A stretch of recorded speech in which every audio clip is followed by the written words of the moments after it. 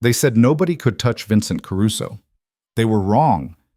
In the heart of Chicago's most ruthless empire, a crime lord who's never lost a fight is about to meet his match, and she's wearing a waitress apron. One spilled drink, one public humiliation, one impossible victory that will shatter everything he thought he knew about power. But when the woman who destroyed him vanishes into the night, Vincent Caruso will hunt her down and make her an offer that could either save her life or end it. This is a story of violence, survival, and the thin line between enemy and equal.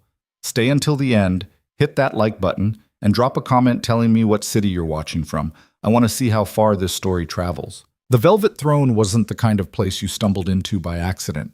It sat in the industrial bowels of Chicago's South Side, tucked between a shuttered meatpacking plant and a rail yard that hadn't seen legitimate cargo in 15 years. No sign outside. No bouncer at the door. Because if you didn't already know where it was, you weren't supposed to be there. The building itself looked like every other warehouse on the block. Brick facade gone black with soot, windows either boarded or shattered. Graffiti tags layered so thick they formed their own abstract mural. But inside it was a different world entirely. The main floor had been gutted and rebuilt as a temple to excess. Mahogany paneling stripped from some mansion's library covered the walls. Crystal chandeliers, real ones, not the cheap knockoffs, hung from chains bolted into the exposed steel beams overhead. The bar ran the length of the east wall, backlit bottles arranged like soldiers on parade, each one worth more than most people made in a month. Leather booths lined the perimeter, and in the center, a sunken lounge area surrounded a performance space that had hosted everything from jazz quartets to cage fights. Tonight, it hosted Vincent Caruso. He sat in the largest booth, the one positioned to see every entrance and exit, his back to the only solid wall in the room. Standard precaution, the kind of habit that kept you breathing in his line of work. He was 34 but carried himself with the weariness of someone twice that age. Not physically broken, just experienced in the particular ways the world wore you down when your business was violence and intimidation. Vincent wasn't massive, not in the cartoonish way people expected from crime bosses. 6'1", maybe 200 pounds, built like someone who'd spent years in boxing gyms rather than bodybuilding studios. His suit was tailored within an inch of its life, charcoal gray with subtle pinstripes, the kind of thing that cost $5,000 and looked like it cost nothing at all. Dark hair slicked back, jaw sharp enough to cut glass, and eyes the color of winter ice, the kind that didn't warm even when he smiled, which wasn't often. He wasn't smiling now. 4 men sat with him, arranged in a careful hierarchy that anyone familiar with the organization would recognize immediately. To his right, Marcus Webb, second in command, 6'3" and built like a truck, with hands that could palm a basketball and a face that had stopped too many punches to ever be called handsome. Across from Vincent sat Tommy Chen, the money man, mid-40s with wire-rimmed glasses and the permanent expression of someone doing complex math in his head. The other two were muscle, interchangeable enforcers whose names didn't matter as much as their willingness to break bones when instructed. They were discussing territory. "Battaglia is pushing west," Marcus said, his voice like gravel in a blender. 3 blocks past the line we agreed on. His people are collecting from shops that pay us. Vincent lifted his glass, single malt, 18 years old, no ice, and took a slow sip before responding. "How much?" "Protection money? Maybe $6,000 a month total from those blocks. Not the money." "How many of his people?" Marcus shifted his weight, the leather booth creaking under him. 8, maybe 10. Street-level guys, nobody important.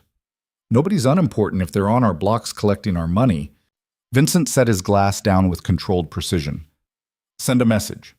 Don't kill anyone, but make sure Battaglia gets the bill for whatever medical costs result. And make sure it's expensive enough that he thinks twice before trying again." Tommy Chen cleared his throat. "About Battaglia, there's something else. He's been making noise about the tournament." That got Vincent's attention. His eyes, previously half-focused on the room while listening to Marcus, sharpened to full intensity on Tommy's face. "What kind of noise?" "Wants a seat at the table. Says he's got a fighter who could make things interesting, and he's willing to put up $50,000 as a show of good faith." Vincent almost laughed. Almost. Battaglia doesn't have $50,000 in liquid cash, and he sure as hell doesn't have a fighter worth betting on. What's he really after? "Legitimacy," Tommy said immediately. He wants to be seen as a player. The tournament gives him that, gets him in the room with people who matter, makes him look bigger than he is. And if we say no, then he'll keep pushing boundaries until we push back hard enough to make it stop. We've seen this before. Small-time operator gets ambitious, starts thinking he's outgrown his station, usually ends one of two ways. Vincent knew both ways. Either the ambitious operator got slapped down hard enough to remember their place, or they kept escalating until someone ended up dead. Neither option was ideal. Dead bodies drew attention, and attention was bad for business, but sometimes you didn't get to choose. Put him on the wait list, Vincent said after a moment. Tell him we're considering his request, but we need to verify his fighter's credentials first. That'll buy us a few weeks to figure out if he's serious or just making noise. Tommy nodded, making a note on his phone. The conversation shifted to other business.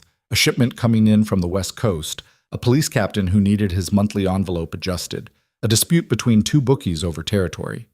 Vincent listened with half his attention, the other half scanning the room in the unconscious habit of someone who'd survived this long by never being caught off guard. That's when he saw her.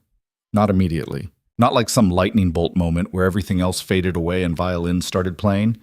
Nothing that dramatic. She was just another server, one of maybe a dozen working the floor tonight, carrying a tray of drinks from the bar to a table near the far wall. Dark hair pulled back in a ponytail, plain face. Not ugly, not beautiful, just unremarkable in the way most people were unremarkable. White shirt, black vest, black slacks.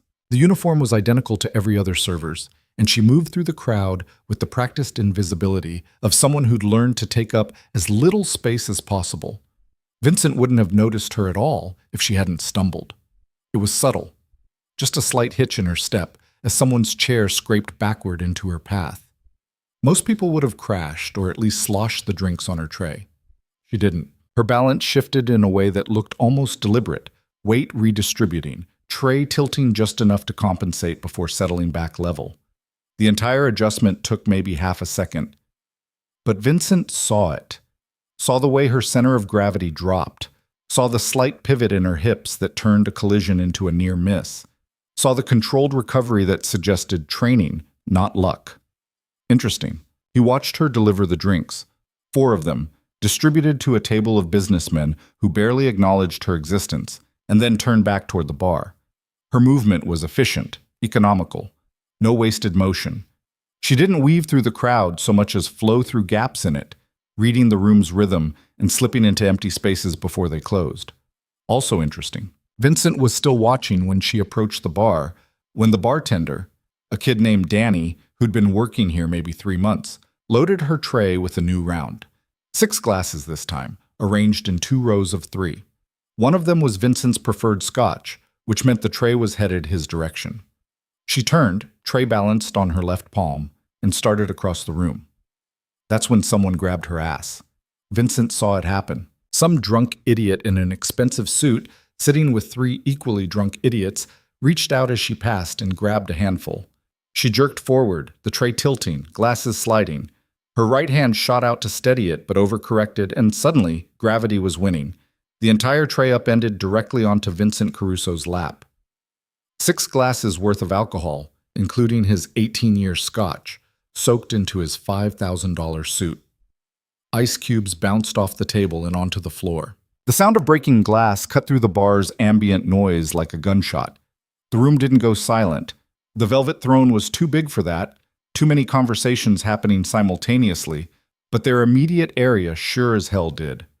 Every person within 15 feet stopped talking and turned to look.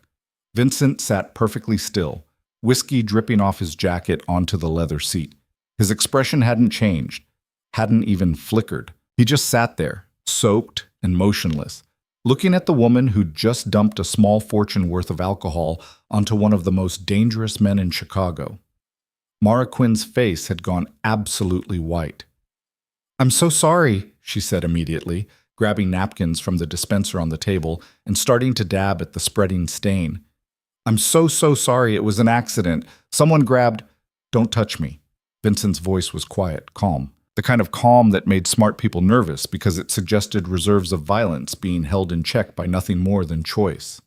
Mara froze, napkins clutched in both hands, and stepped back.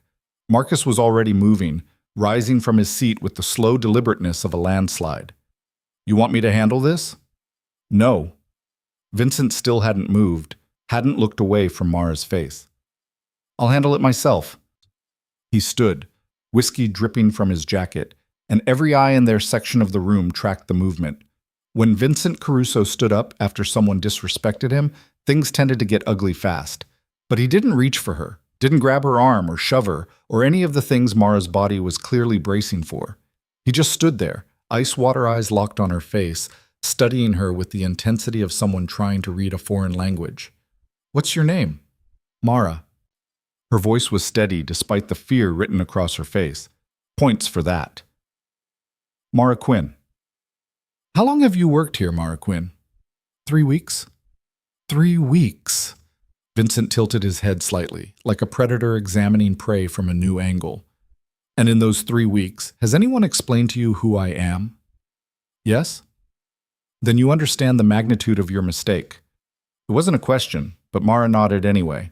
The drunk who'd grabbed her, Vincent could see him now, sweating bullets 3 tables over, was trying very hard to look invisible. Smart man. This wasn't his problem anymore. He'd successfully made it someone else's. Vincent took a step closer to Mara. Not threatening, exactly, but definitely invading her personal space in a way that made most people instinctively retreat. Mara didn't retreat. She didn't advance either, didn't do anything aggressive or stupid.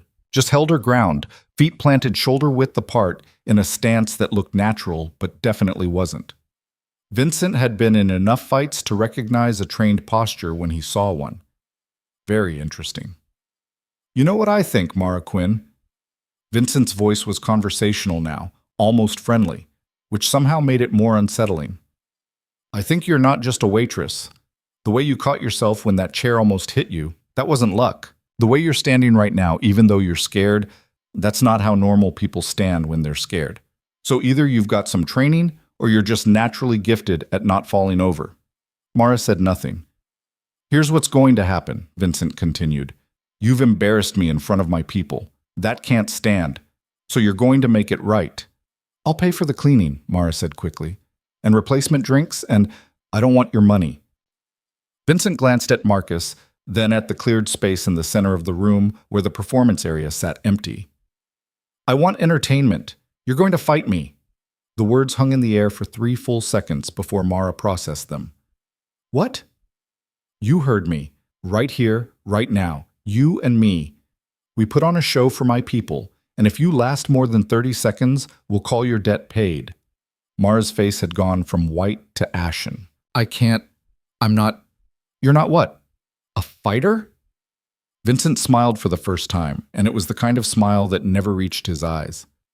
Then this should be over very quickly.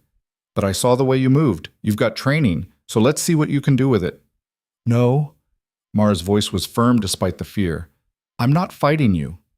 Then you're fired and banned from every establishment I control, which in this city is most of them. And I'll make sure every other club owner knows exactly why. That you're clumsy, careless, and cost me a $5,000 suit. Vincent's smile widened slightly. Or you can fight me for 30 seconds and walk away with your job and your reputation intact. Your choice. It was a trap, and they both knew it. If she refused, she was blacklisted and probably unemployed for the foreseeable future. If she accepted, she was going to get humiliated, or worse, in front of a crowd of people who'd remember it forever. But there was something else in Vincent's eyes. Something Mara couldn't quite identify. Curiosity, maybe. Or anticipation. Like he wasn't just looking forward to beating her, he was looking forward to seeing if she'd surprise him.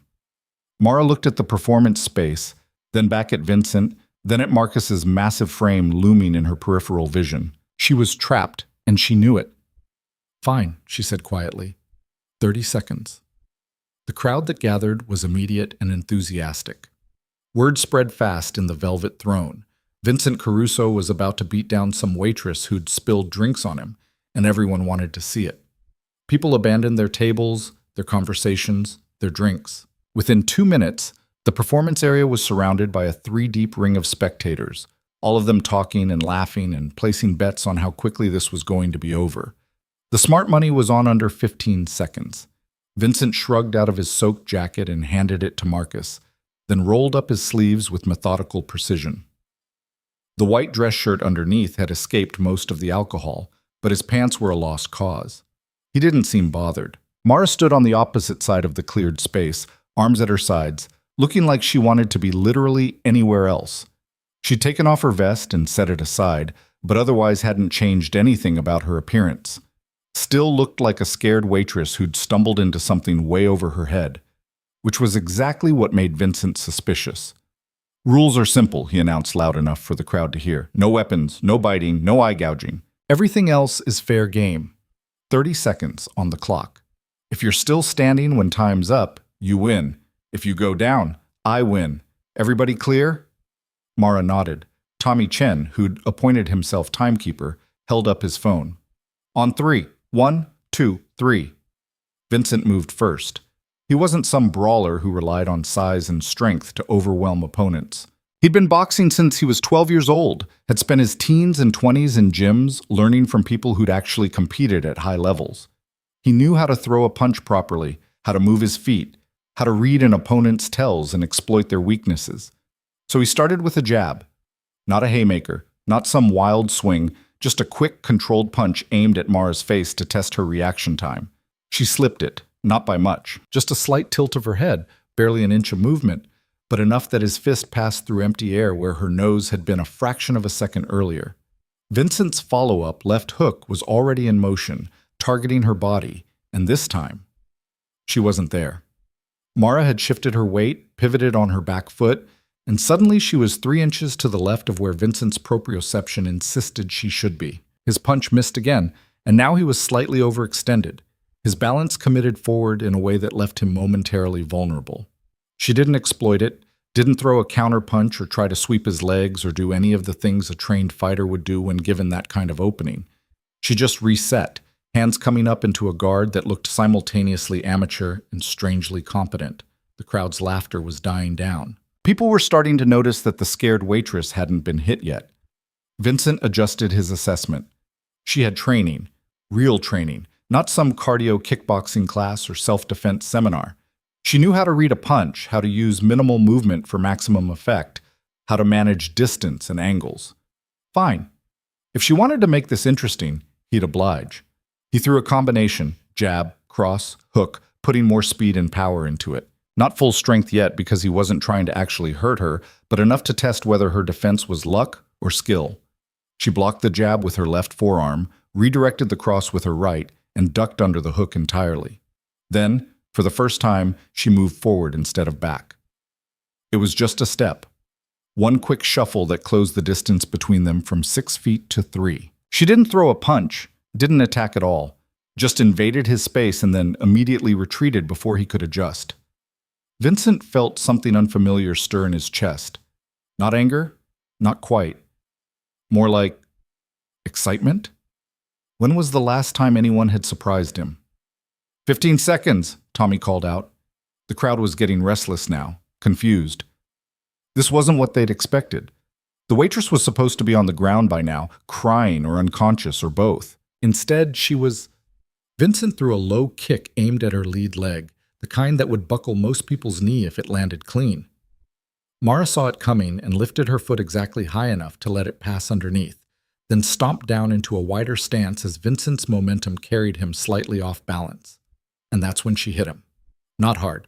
Not a knockout blow or anything close to it. Just a quick, snapping palm strike to his chest that landed while he was mid-recovery, pushing him backward a single step. The impact was negligible. He'd been hit harder during warm-ups at the gym, but she'd hit him, in front of everyone. The crowd went silent. Vincent's eyes narrowed. Okay, enough playing around.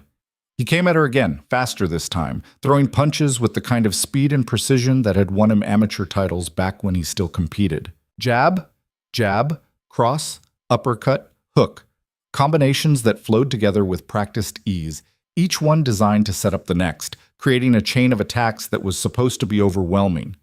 Mara's defense collapsed, or at least that's what it looked like.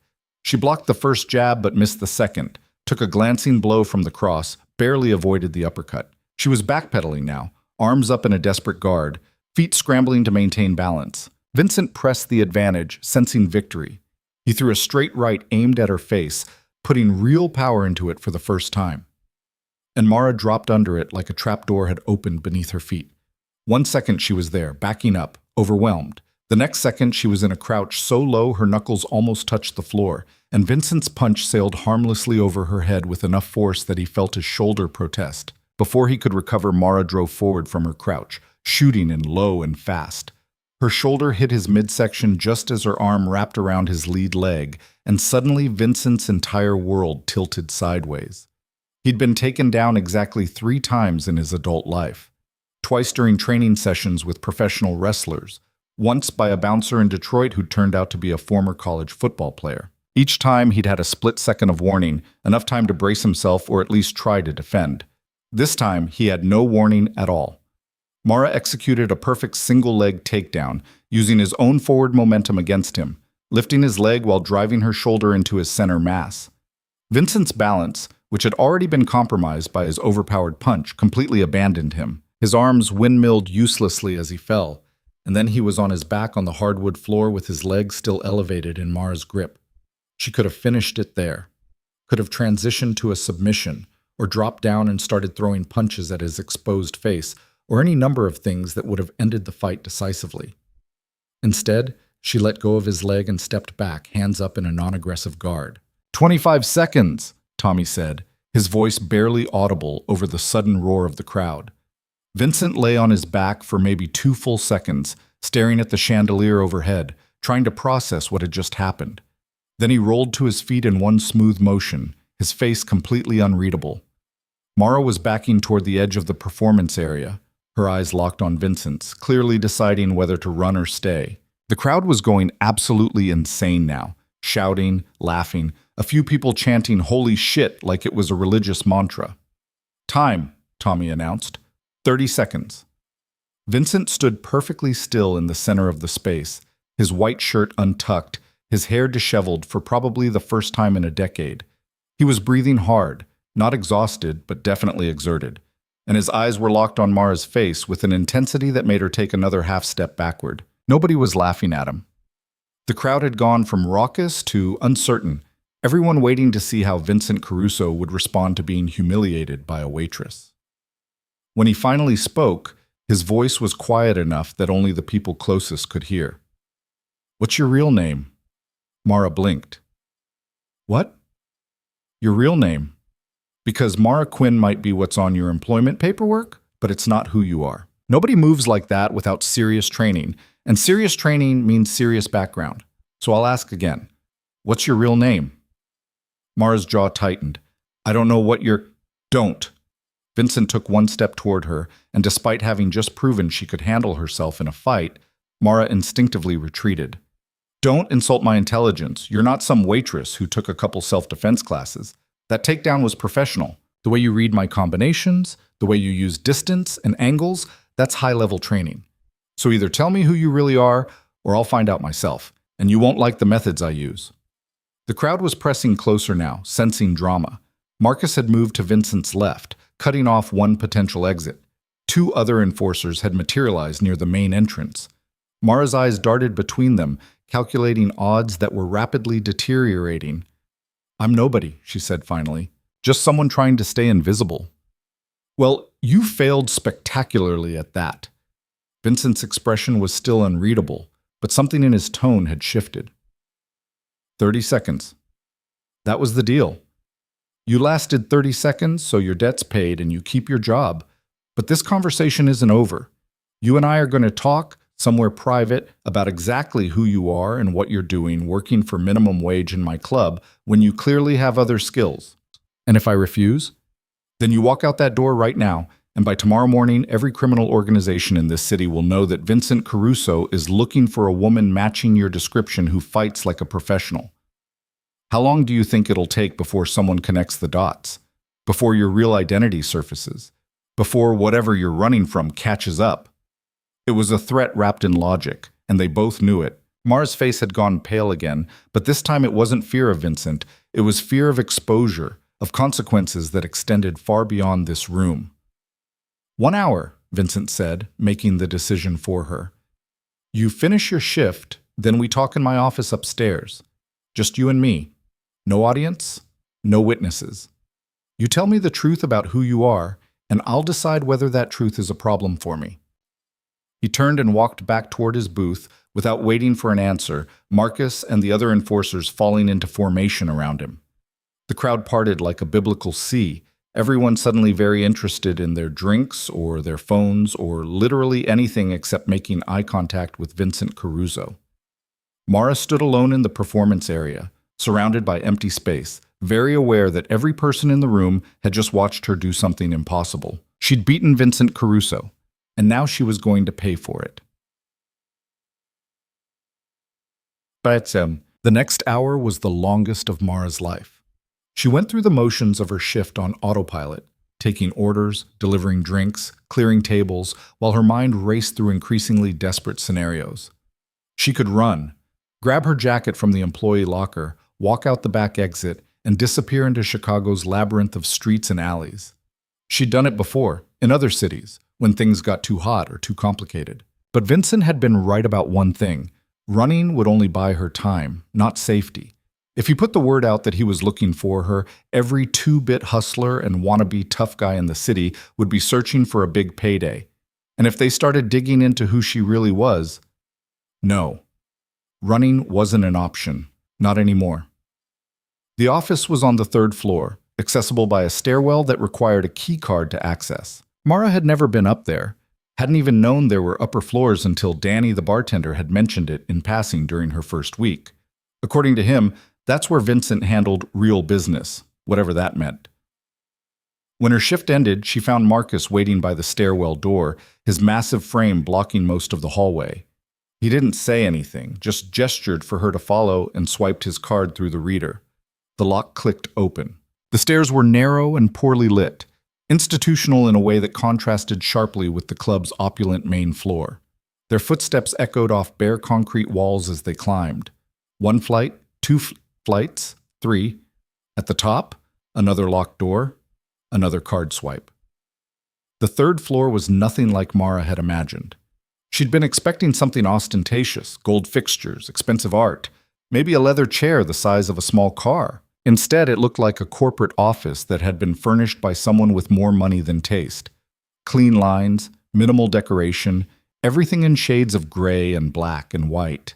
A desk that looked like it had been carved from a single piece of dark wood. Bookshelves filled with actual books, not the fake decorator kind. A sitting area with two chairs positioned across from each other. Vincent stood by the window, looking out at the Chicago skyline. He changed clothes, the whiskey-soaked suit replaced by dark slacks and a different white shirt, this one with the sleeves already rolled up. He didn't turn when Mara entered. Marcus closed the door behind her with a soft click that sounded very final. "Sit," Vincent said, still looking out the window. Mara sat in one of the chairs, her back straight, hands folded in her lap. The position felt vulnerable, but standing would have felt worse, like she was preparing for another fight, which was the last thing she wanted to signal right now. Vincent finally turned, but he didn't sit, just leaned against the window frame, arms crossed, studying her with that same unsettling intensity from downstairs. "I've been thinking," he said after a long moment, "about what kind of training produces the skill set you demonstrated tonight. It's not boxing, your hands were all wrong for that. Not traditional martial arts either, too practical. Not enough form. Combat sports maybe, but refined. Probably multiple disciplines integrated together." He paused, clearly waiting for her to fill the silence. When she didn't, he continued, "Mixed martial arts. That's my guess. High level too. Not amateur hour. You've spent years training, probably competed somewhere, which means there's footage, records. A trail that leads back to whoever you were before you became Mara Quinn, minimum wage waitress." Mara's throat felt tight, but she kept her expression neutral. "Lots of people train MMA. Sure, but most people don't work service jobs under fake names while hiding in shitty Chicago neighborhoods. Most people who can fight like you either make money doing it legally, or they work for people like me doing it illegally. You're doing neither, which means you're running from something, or someone." He moved from the window to the chair across from her, sitting down with fluid grace. Up close like this, Mara could see details she'd missed before. The scar tissue on his knuckles from years of hitting things. The faint line across his left eyebrow where something had split the skin badly enough to need stitches. The way his eyes never quite relaxed, even when the rest of his face did. "Here's what I think happened," Vincent said. "You were someone. Maybe not famous, but known in certain circles. You competed, you won, you made a name for yourself, and then something went wrong. Bad enough that you had to disappear. Bad enough that you're willing to work for $12 an hour plus tips just to stay off the radar." Mara said nothing. So the question becomes, what could be bad enough to make you walk away from a career you clearly spent years building? Debt? Possible, but usually people in debt try to make more money, not less. Legal trouble? Maybe. But if you were wanted by the police, you'd be more careful about public fights in crowded rooms. Which leaves personal trouble. Someone's looking for you, someone dangerous enough that you'd rather scrub tables than risk being found. He leaned forward slightly, elbows on his knees. "Am I close?" Mara met his eyes, held them. "Does it matter?" "It does if your personal trouble becomes my professional problem. I've got enough complications without inheriting someone else's vendetta or blood feud or whatever the hell you're hiding from." "Then fire me. I'll leave tonight. You'll never see me again." "But that's the thing. I don't want to fire you." Vincent smiled, and this time there was something almost genuine in it. Amusement, maybe, or appreciation. "You dropped me on my ass in front of 50 people, and instead of being furious about it, I'm fascinated. Do you know how rare that is? How few people in this city would dare to do what you did, even by accident?" "It wasn't by accident." The words were out before Mara could stop them, and she watched Vincent's smile widen. "No," he agreed. "It wasn't. You saw an opportunity and you took it. Consequences be damned. That takes either stupidity or confidence, and you don't strike me as stupid. Maybe I'm both. Maybe. Or maybe you're just tired of running." The accuracy of that statement hit Mara like a physical blow. She was tired. Exhausted, actually. Tired of looking over her shoulder, tired of fake names and cash-only jobs, tired of moving cities every time someone looked at her twice. She'd been doing this for 18 months, and it felt like 18 years. "What do you want from me?" she asked quietly. Vincent leaned back in his chair considering. Information. Who you really are. Who you're running from. And whether that person or organization is likely to show up on my doorstep looking for you. "And if I tell you, then what? You use it against me? Sell me out to whoever's looking?" "If I wanted to do that, I'd have made calls already. No, if you tell me and it's nothing that threatens my business, then we come to an arrangement. You keep working here." He held up a hand to stop her protest. "Not as a waitress. Something better suited to your actual skills. Security, maybe. Or training some of my people who think they know how to fight, but actually don't. In exchange, I make sure you stay hidden, my resources, my protection." It sounded too good to be true, which meant it probably was. "Why?" Mara asked. "Why would you do that?" Vincent was quiet for a moment, and when he spoke, his voice had lost some of its calculated edge. "Because I respect what you did tonight. You were cornered, outmatched, in a situation designed to humiliate you, and instead of folding, you won. That's rare. That's valuable. And I don't like wasting valuable things." Mara wanted to believe him, wanted to believe that maybe, finally, she'd found someone who could help instead of hunt. But trust was a luxury she'd given up when she'd fled her old life. "If I tell you," she said slowly, "and you decide I'm more trouble than I'm worth, what happens then? Then I'll give you 24 hours to disappear before I forget this conversation ever happened. Fair?" It wasn't fair, not really, but it was better than most of the alternatives Mara could think of. She took a deep breath, released it, made a decision that would change everything. "My real name is Mara Kincaid," she said. 3 years ago, I was ranked 4th in my weight class in the North American Women's MMA circuit. I had 17 professional fights, 15 wins, 2 losses. I was being talked about as a future championship contender. Vincent's expression didn't change, but she saw recognition flicker in his eyes. He knew the name. Or at least he knew enough about MMA to know it was legitimate. "What happened?" "I was training at a gym in Philadelphia. Elite place, expensive, lot of serious fighters. The owner was a man named Viktor Sokolov, former Russian military, made his money doing things I didn't ask about. He saw potential in me, started covering my training costs, my medical bills, even my rent. Said he was investing in my future. Let me guess, Vincent interrupted. The investment came with strings. The investment came with chains. He wanted me to fight, but not in legitimate promotions. Underground circuits. No rules, no regulations, no oversight. Places where the money was better, but the risks were… She stopped, swallowing hard. People got hurt, really hurt. Sometimes they didn't get up. And you refused. I tried to. But Sokolov made it clear that refusal wasn't an option. I owed him, and he intended to collect. So I did what he wanted. For 6 months, I fought in basements and warehouses and shipping containers. I won every fight because losing meant worse than injury. It meant debt, meant being owned completely. Mara's hands were trembling now. She clasped them tighter together. The last fight, my opponent was a woman from Croatia. Ex-military, like Sokolov. She was bigger than me, stronger. The crowd was betting heavy against me. And during the fight, I realized she was trying to kill me. Not figuratively, literally. She went for my throat, my eyes, used techniques designed to inflict maximum damage. You won, Vincent said. It wasn't a question. I won. But she didn't walk away from it. Traumatic brain injury from repeated strikes to the head. Last I heard, she was in a care facility. Can't remember her own name. Mara's voice had gone hollow. I looked at what I'd done, at what Sokolov had turned me into, and I ran, emptied my bank account, ditched my phone, left everything behind. I've been moving ever since, different cities, different names, always looking over my shoulder. The silence that followed felt heavy enough to crush diamonds. Finally, Vincent spoke. Sokolov's still looking for you. Sokolov's always looking for his investments, and I'm not the only one who ran. But I'm probably the one he wants back most because I was his best fighter. Losing me cost him a lot of money. How much money? I don't know exactly, but enough that he's put out word in underground circuits across 6 states. 50,000 for information leading to my location, 100,000 for delivery. Vincent whistled low. That's a serious bounty. That's a serious man. He doesn't forgive and he doesn't forget. And if he finds me… Mara didn't finish the sentence. She didn't need to. Vincent stood and walked back to the window, hands in his pockets, staring out at the city lights.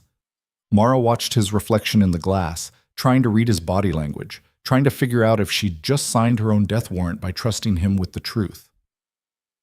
Viktor Sokolov, Vincent said eventually. Russian, former military, runs underground fight circuits. I know of him. We've never done business. He operates mainly on the East Coast and I stay west. But I know his reputation. You're right to be scared. So that's it then? 24-hour head start? No. Vincent turned to face her, and there was something in his expression she couldn't quite identify. That's not it. Because as it happens, I have a problem that you might be able to help me solve. And if you help me, I'll make Sokolov's bounty irrelevant. Mara felt hope and suspicion war in her chest. What kind of problem?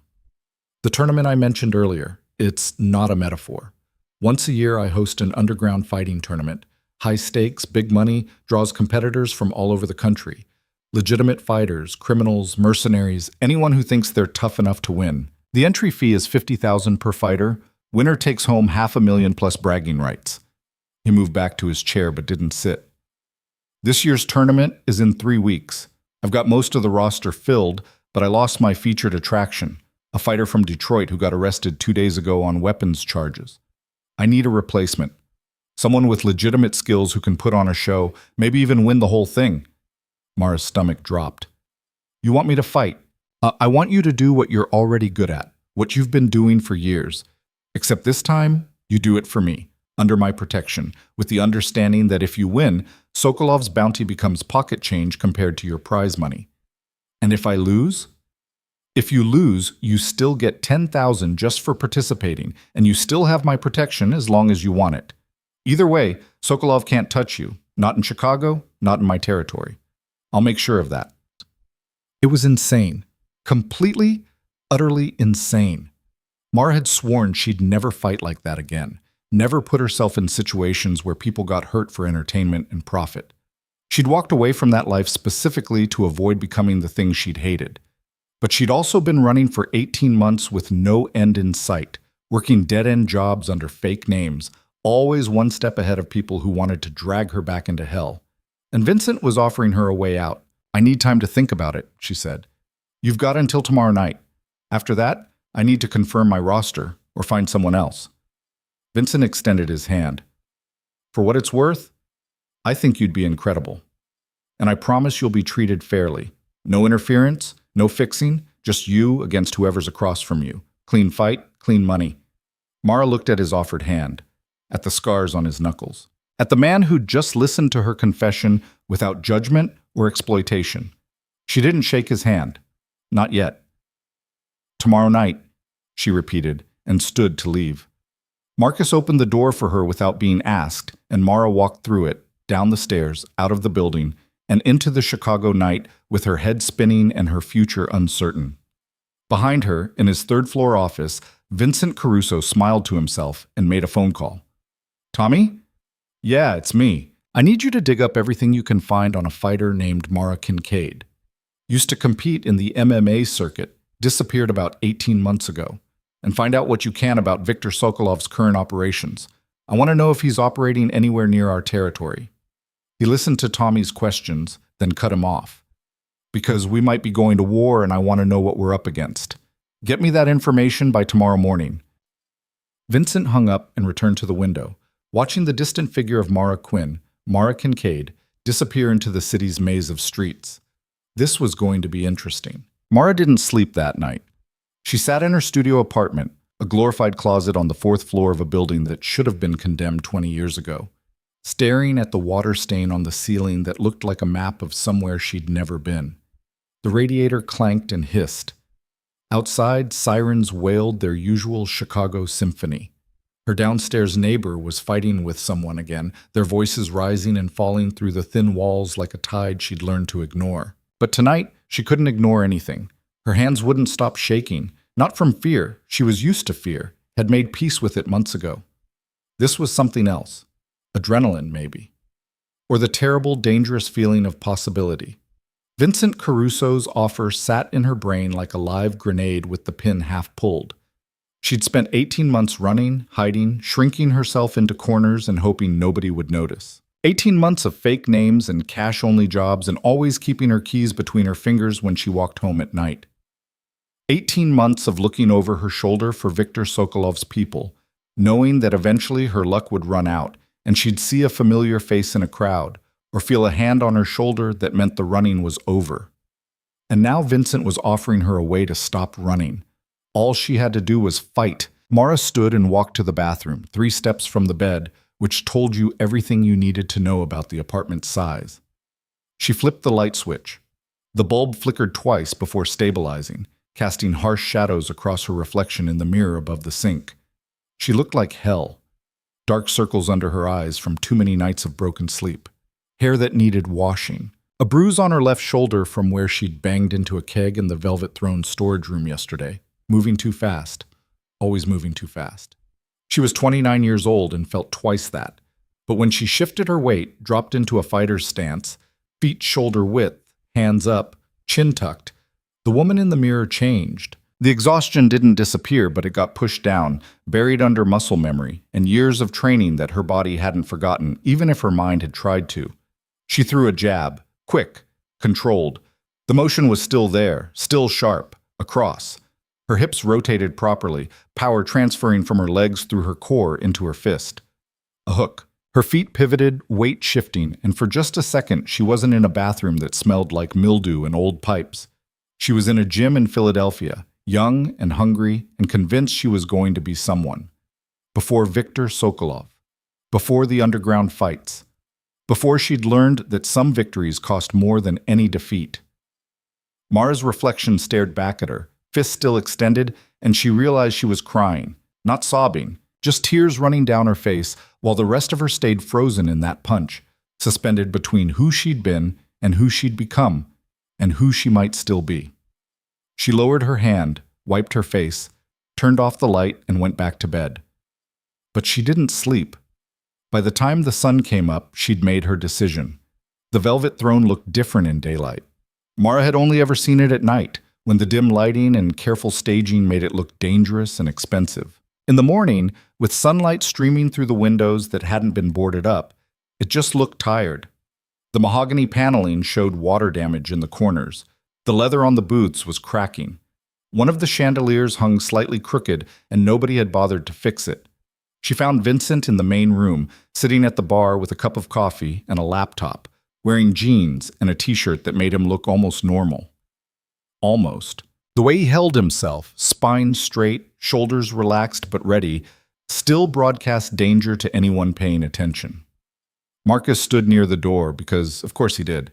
The man probably slept standing up like a horse. Vincent looked up when Mara's footsteps echoed across the empty floor. He didn't smile, but something in his expression shifted. Recognition, maybe. Or satisfaction. "I was wondering if you'd show," he said. "I almost didn't." Mara stopped a few feet from the bar, hands in her jacket pockets. "I spent all night trying to talk myself out of it." "But you're here anyway." "I'm here anyway." Vincent closed the laptop and gestured to the stool next to him. "Sit. You want coffee? Danny's in the back, but I can grab you a cup." "I'm fine standing." "Suit yourself." He picked up his own cup, took a sip, set it down with deliberate care. "So, you've thought about my offer." "I have." "And?" Mara took a breath, held it, let it out slowly. "I'll do it. I'll fight in your tournament, but I need guarantees." "Such as?" "Protection. Real protection, not just words. If Sokolov's people come looking, I need to know you'll actually do something about it, not just hang me out to dry because I'm more trouble than I'm worth." Vincent's eyes narrowed slightly. "You think I'd do that?" "I think you're a businessman, and businessmen make cost-benefit analyses. Right now, I'm potentially valuable to you. But if that changes, if protecting me becomes more expensive than it's worth, I need to know you won't just cut your losses." For a moment, Vincent didn't respond, just studied her face like he was reading a book written in a language he'd only recently learned. "You're right," he said finally. "I am a businessman. And you're right that I make decisions based on value and risk. But here's what you're missing. I don't abandon my people. Not when they're working for me, not when they're loyal, and especially not when they're useful. You agree to fight in this tournament, you become mine, and I protect what's mine. Until I'm not useful anymore. Until you give me a reason not to." Vincent leaned forward slightly. "Look, I'm not going to lie to you and say this is risk-free. Sokolov's a problem, and problems have a way of escalating. But I've been handling problems for 15 years and I'm still here, still standing, still running this city's underground like it's my personal kingdom. You think I got here by abandoning people when things got difficult?" Mara wanted to believe him, wanted to trust that his reputation, the stories she'd heard from other servers, the way people spoke his name with a mix of fear and respect, meant something, but trust was expensive, and she'd already spent too much of it on the wrong people. "3 conditions," she said. "First, I train my way. I don't care if you've got guys who think they know MMA. I prepare for fights alone, on my own schedule. Second, if I win the tournament, I get my prize money clean. No taxes skimmed off the top, no creative accounting, $500,000 paid in full.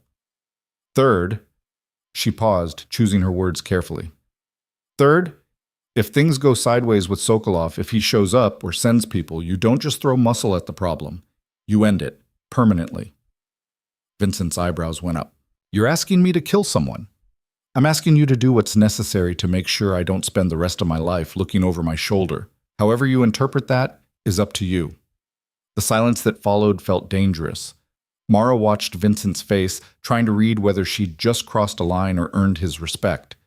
With men like him, it was hard to tell the difference. Then he laughed. Not a big laugh, just a short bark of genuine amusement that transformed his features from intimidating to almost human.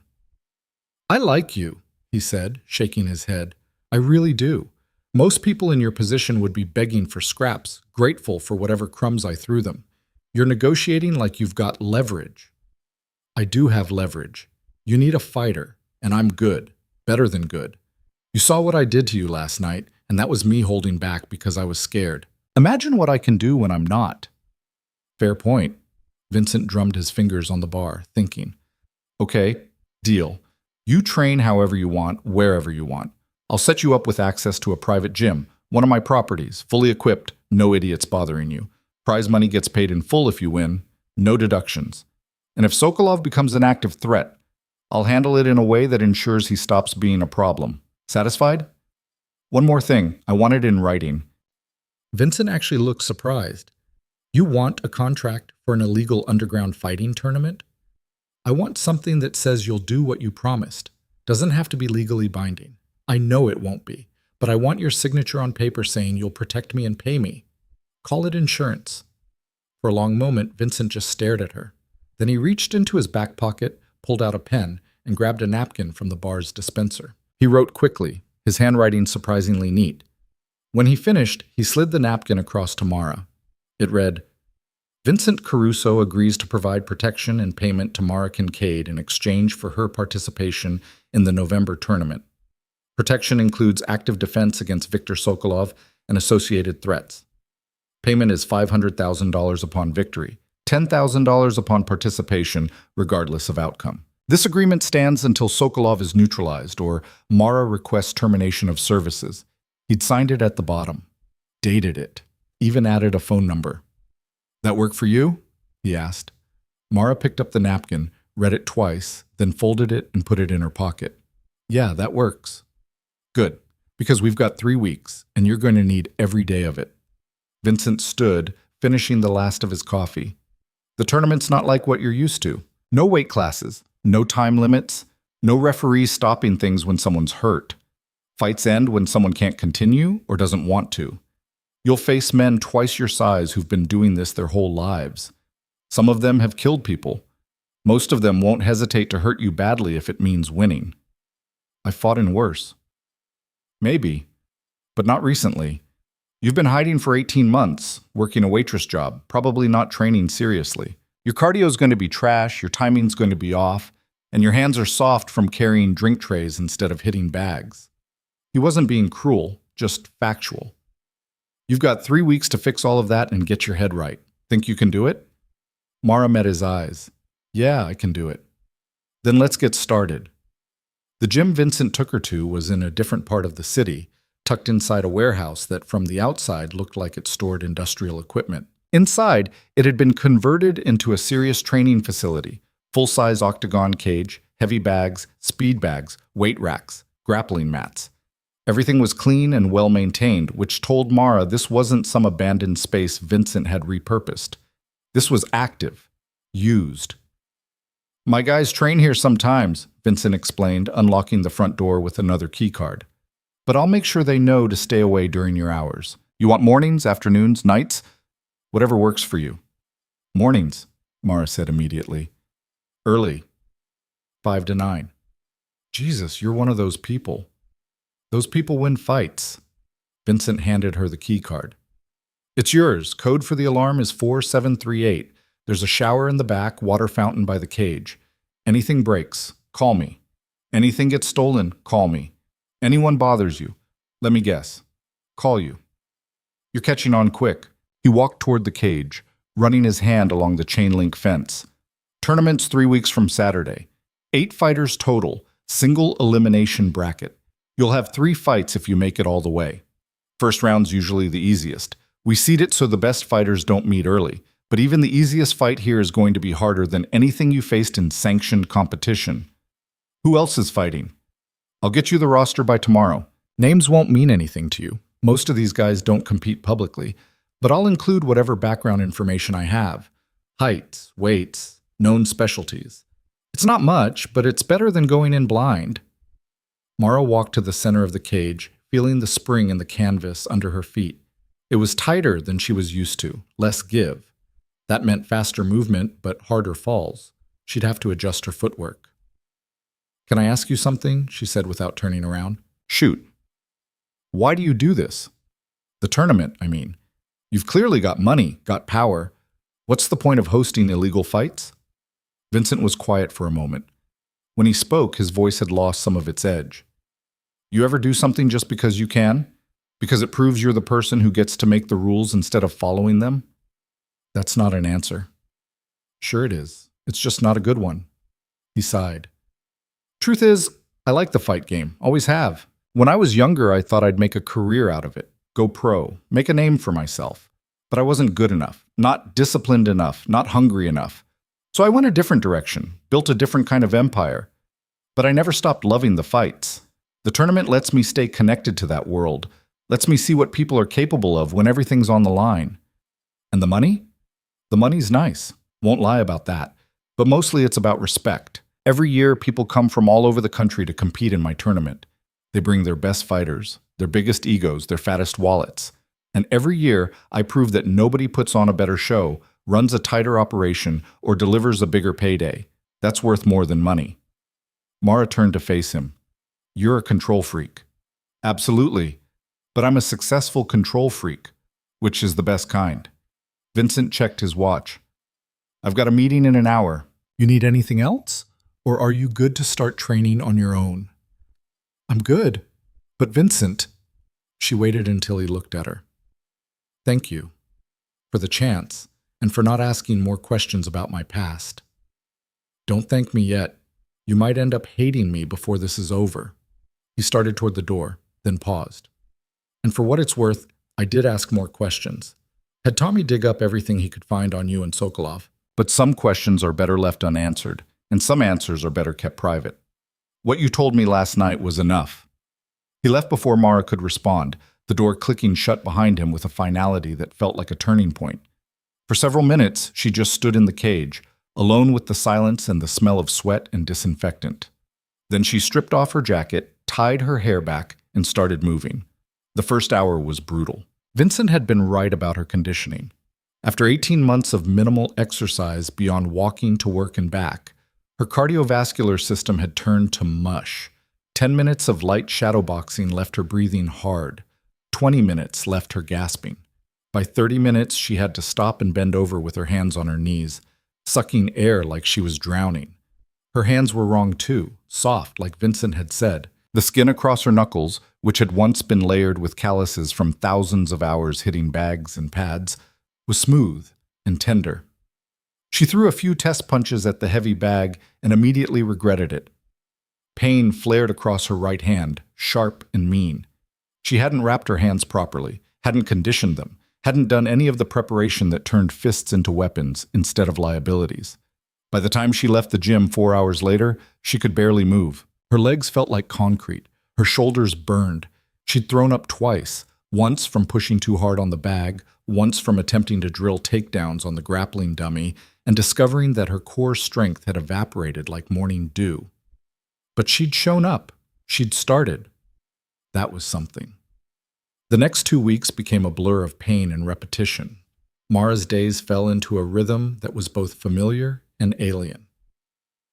Wake up at 4:30. Eat something small, usually oatmeal and a banana, sometimes eggs if she could stomach them. Walk to the gym through Chicago's dark streets, where the only other people awake were closing bars or opening bakeries. Train until 9. Go home. Eat again. Sleep for a few hours. Wake up. Eat. Study the fighter roster Vincent had sent her. Sleep again. Repeat. The roster was terrifying. 8 fighters, including her. She recognized none of the names, but the stats told their own stories. Marcus Webb was listed first, which didn't surprise her. 6'3", 220, former Golden Gloves boxer with a record of 12 knockouts and 14 amateur fights before he'd been banned for excessive aggression.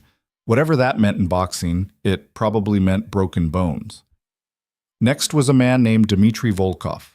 6'4", 240, background in Russian Sambo and military hand-to-hand combat. The note said he'd competed in underground circuits across Eastern Europe for 6 years and had never lost a fight that didn't involve weapons.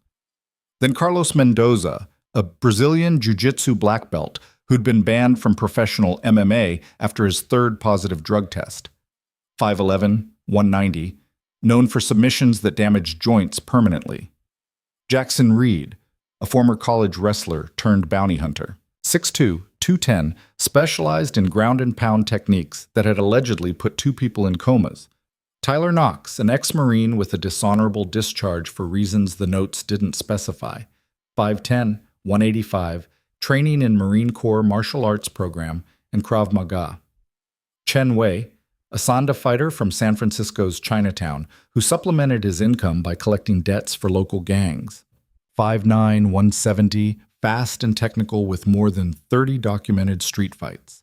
And finally, someone named Reaper. No real name given, which was either pretentious or smart, depending on whether you wanted to be found afterward. 6'1", 200, background unknown. Specialty listed as adaptive brutality. The notes included a warning. Dangerous, unpredictable, has killed at least twice in previous tournaments. Mara read that last line 3 times before closing the document. She was 5'6" and weighed 135 after a big meal. On paper, she was the smallest person in the tournament by 30 pounds minimum, 50 pounds on average. Every single one of them had size advantages. Most had reach advantages. Several had experience in exactly the kind of no-rules fighting this tournament represented.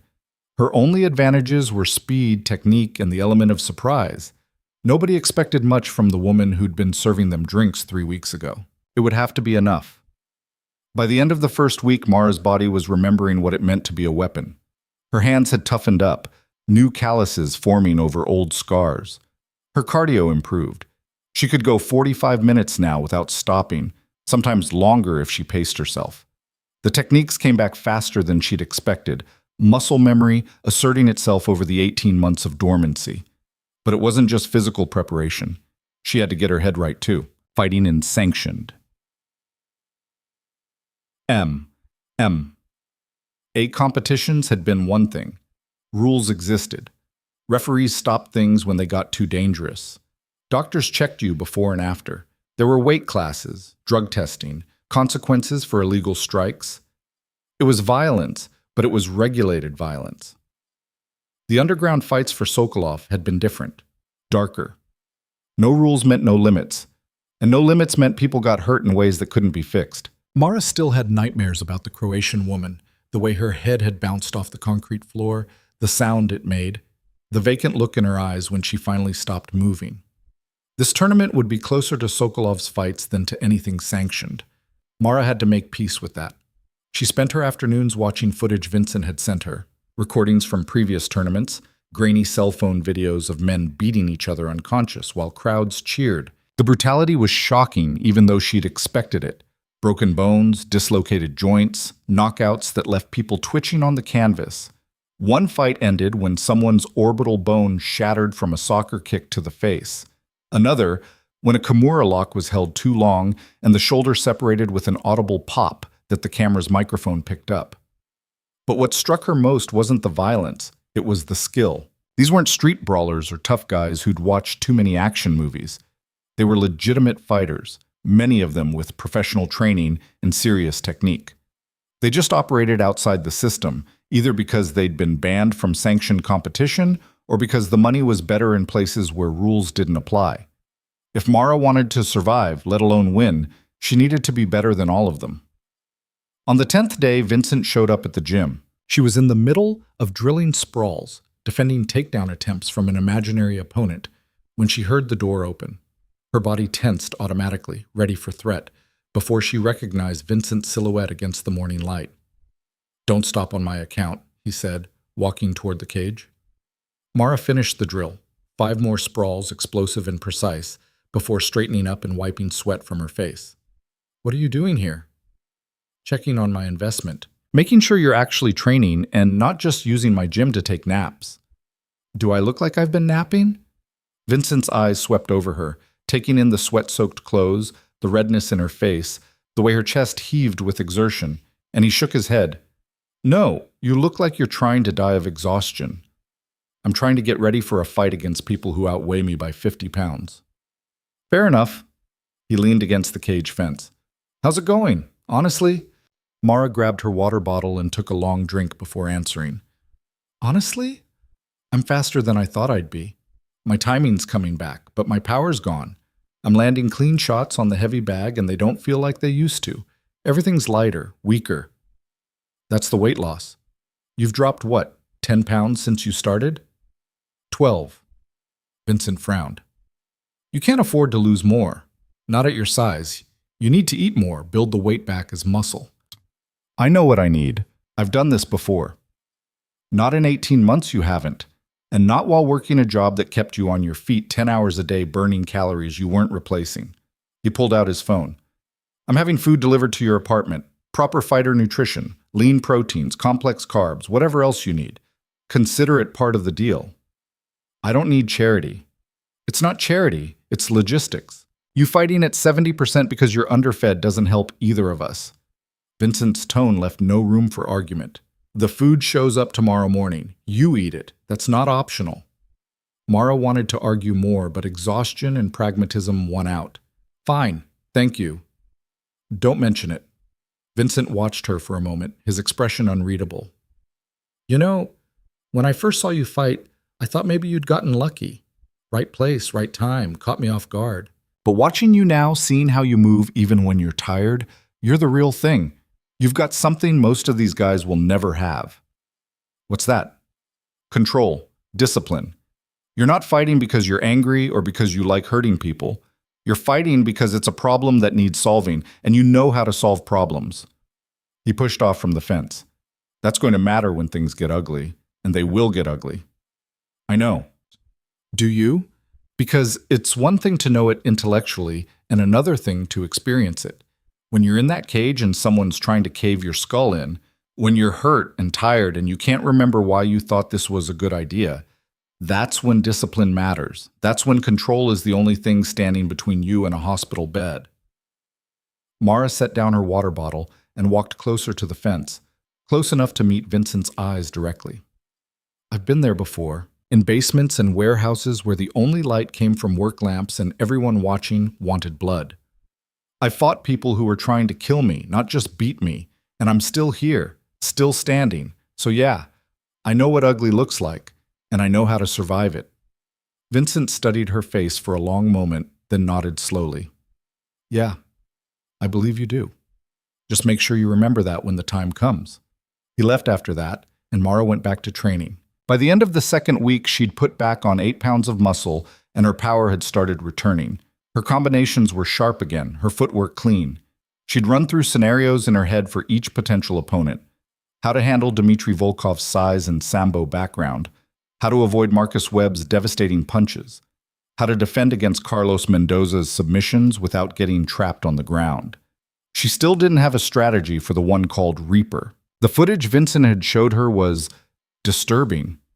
The man fought like he had nothing to lose and everything to prove, mixing techniques from half a dozen disciplines with a creativity that was either genius or insane. Possibly both. 3 days before the tournament, Vincent called an emergency meeting. Mara arrived at the Velvet Throne to find the main room cleared except for Vincent, Marcus, Tommy Chen, and 2 people she didn't recognize, a woman in her 40s wearing an expensive suit and a younger man with the kind of pretty boy looks that belonged in modeling catalogs, not criminal enterprises. Mara, this is Angela Rossi and James Park, Vincent said without preamble. Angela handles legal for my operations. James handles public relations, such as they are. We've got a problem. Mara felt her stomach drop. Sokolov? Worse. Battaglia. Tommy pulled out his phone and showed Mara a text message. It was short and to the point. Heard Caruso's got a woman fighting in the tournament. Sounds interesting. I'll be attending with associates. Looking forward to the show. So? Mara said, not understanding why this was a problem. So Battaglia's an idiot with delusions of grandeur, Vincent explained, his voice tight with controlled anger. But he's also connected to people in New York who aren't idiots. If he shows up with associates, it means he's bringing muscle that doesn't answer to me. And if they're there to watch you specifically, it means someone talked. Someone told him about the woman who dropped Vincent Caruso in his own club. You think he's going to try something? I think he sees an opportunity to embarrass me. Maybe he bets against you, makes a show of it, spreads the story about how my featured fighter lost badly. Or maybe he tries something more direct, interferes with the fight, causes a scene, turns my tournament into a circus. Vincent's jaw was tight. Either way, it's a problem. Can you keep him out? Not without starting a war I don't want. He's got enough connections that banning him outright would be seen as weakness. I have to let him attend, but I don't have to make it easy for him. Angela Rossi spoke up for the first time, her voice crisp and professional. We're implementing additional security measures, metal detectors at all entrances, 3 times our normal number of guards, and I've arranged for off-duty police officers to be nearby in case things escalate beyond our control. Cops? Mara couldn't keep the skepticism out of her voice. At an illegal fighting tournament? Cops who know better than to ask questions as long as everything stays contained, Angela corrected. Chicago's a city of compromises, Miss Kincaid. Vincent's compromises just run deeper than most. James Park leaned forward, his pretty boy face serious. The bigger issue is perception. If Battaglia makes a scene, if your fight becomes a story that spreads, it puts a spotlight on operations that thrive in shadows. We need to make sure that doesn't happen, which means you need to win, decisively. No controversy, no drama, just a clean victory that makes Battaglia look stupid for doubting you. No pressure, Mara muttered. Vincent's expression softened slightly. Look, I know this complicates things, but the fundamentals haven't changed. You fight your fights, you do what you're trained to do, and I'll handle everything else. Battaglia's my problem, not yours. Except he's coming specifically to see me lose. That makes it my problem too. Then prove him wrong. Vincent stood, signaling the meeting was over. Tournament's in 3 days, final medical check tomorrow afternoon. Angelo will meet you at the gym at 2. After that, you rest. No training, no stress, just sleep and food and mental preparation. Understood? Mara nodded. As she turned to leave, Vincent called after her.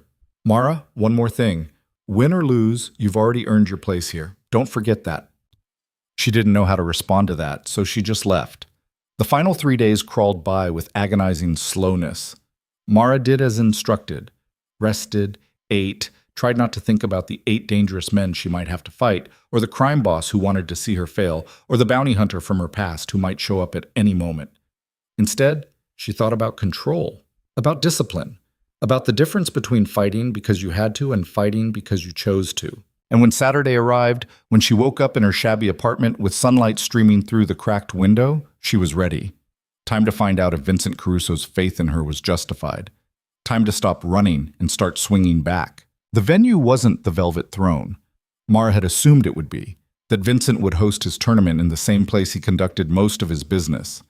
But when Marcus picked her up that Saturday evening in a black SUV with windows tinted dark enough to be illegal, they drove in the opposite direction, away from the south side and toward the industrial wasteland near the old stockyards. "Where are we going?" Mara asked from the back seat. Marcus glanced at her in the rearview mirror. Someplace big enough to hold 300 people and private enough that nobody asked questions. 300 people. Mara's stomach tightened. She'd fought in front of crowds before. Her largest sanctioned fight had drawn maybe 2,000 spectators.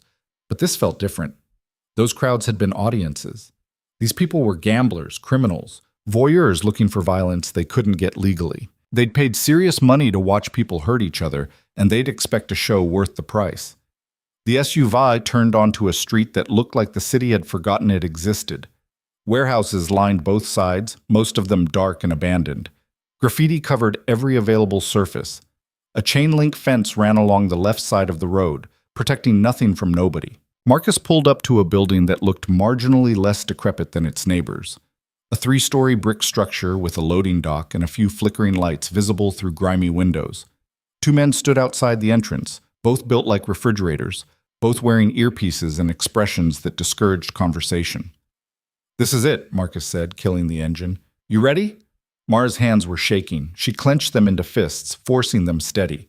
"As ready as I'll ever be." Inside the building had been transformed. The ground floor had been completely gutted, walls removed, floor reinforced, all the industrial equipment cleared out to create a massive open space. In the center sat an octagon cage, bigger than the one in Vincent's gym, illuminated by industrial lights hanging from the exposed ceiling. Around the cage, stadium-style seating had been erected in tiers, already half full with people drinking, smoking, shouting to each other over music that pounded from speakers Mara couldn't see. The air smelled like sweat and beer and something else. Anticipation, maybe, or blood that hadn't been spilled yet but would be soon. Vincent found her within 30 seconds of her arrival. He was wearing all black suit, black shirt, no tie, and he moved through the crowd like a shark through water, people partying automatically to let him pass. "You made it," he said, though it wasn't really a question. His eyes swept over her, assessing. How are you feeling? Terrified. Good. Terrified means you're paying attention. He gestured toward a door on the far side of the warehouse. Fighter prep areas through there. You'll have a locker, a corner team if you want one, medical standing by. First fights in 45 minutes. You're matched against Chen Wei, the Sanda fighter from San Francisco. 5'9", 170, fast and technical. Not the worst possible first-round matchup, but not easy either. Mara had watched footage of him. He favored leg kicks and sweeps, liked to control distance, had granite hands from years of conditioning. Any last-minute advice? She asked. Vincent was quiet for a moment, and when he spoke his voice was lower, meant only for her. Yeah. Don't try to prove anything. You're not here to show off or make a statement. You're here to survive and advance. If that means fighting ugly, if that means running for 5 minutes until you see an opening, do it. Pride gets people hurt. Smart gets people paid. Noted. And Mara? He waited until she met his eyes. Batalia's here. 3rd row, east side, surrounded by 6 guys who definitely aren't from Chicago. I've got people watching them, but stay aware. If something feels wrong, if the fight starts going sideways in ways that don't make sense, you get out. I don't care if you have to forfeit. Your safety matters more than the tournament. The fact that Vincent was worried enough to say that out loud made Mara's fear spike higher. You think he'll try something during the fight? I think he's stupid enough to consider it and connected enough to maybe pull it off. So yeah, stay sharp. He left her at the door to the prep area, where a woman with a clipboard checked her name off a list and pointed her toward locker number 4. The room was smaller than Mara had expected, essentially a converted office space, with metal lockers lining the walls and benches in the center. 2 other fighters were already there, one shadowboxing in the corner, the other sitting with his eyes closed and headphones on, lips moving in what might have been prayer or a pep talk. Mara found her locker and started the familiar ritual of preparation. Wrapping her hands first, the white cloth wound tight around knuckles and wrists, layer after layer until her fists felt like rocks. Then stretching, hips, shoulders, neck, everything that needed to stay loose when adrenaline tried to turn her muscles to stone. Finally, just sitting and breathing, eyes closed, visualizing the fight. Chen Wei would come out fast. He'd try to establish his range with leg kicks, chopping at her lead leg to slow her movement. If she let him control the pace, she'd spend 15 minutes getting picked apart from distance. She needed to pressure him, get inside his reach, make it a close quarters fight where his height and length advantages disappeared. But not recklessly. Smart pressure, calculated aggression.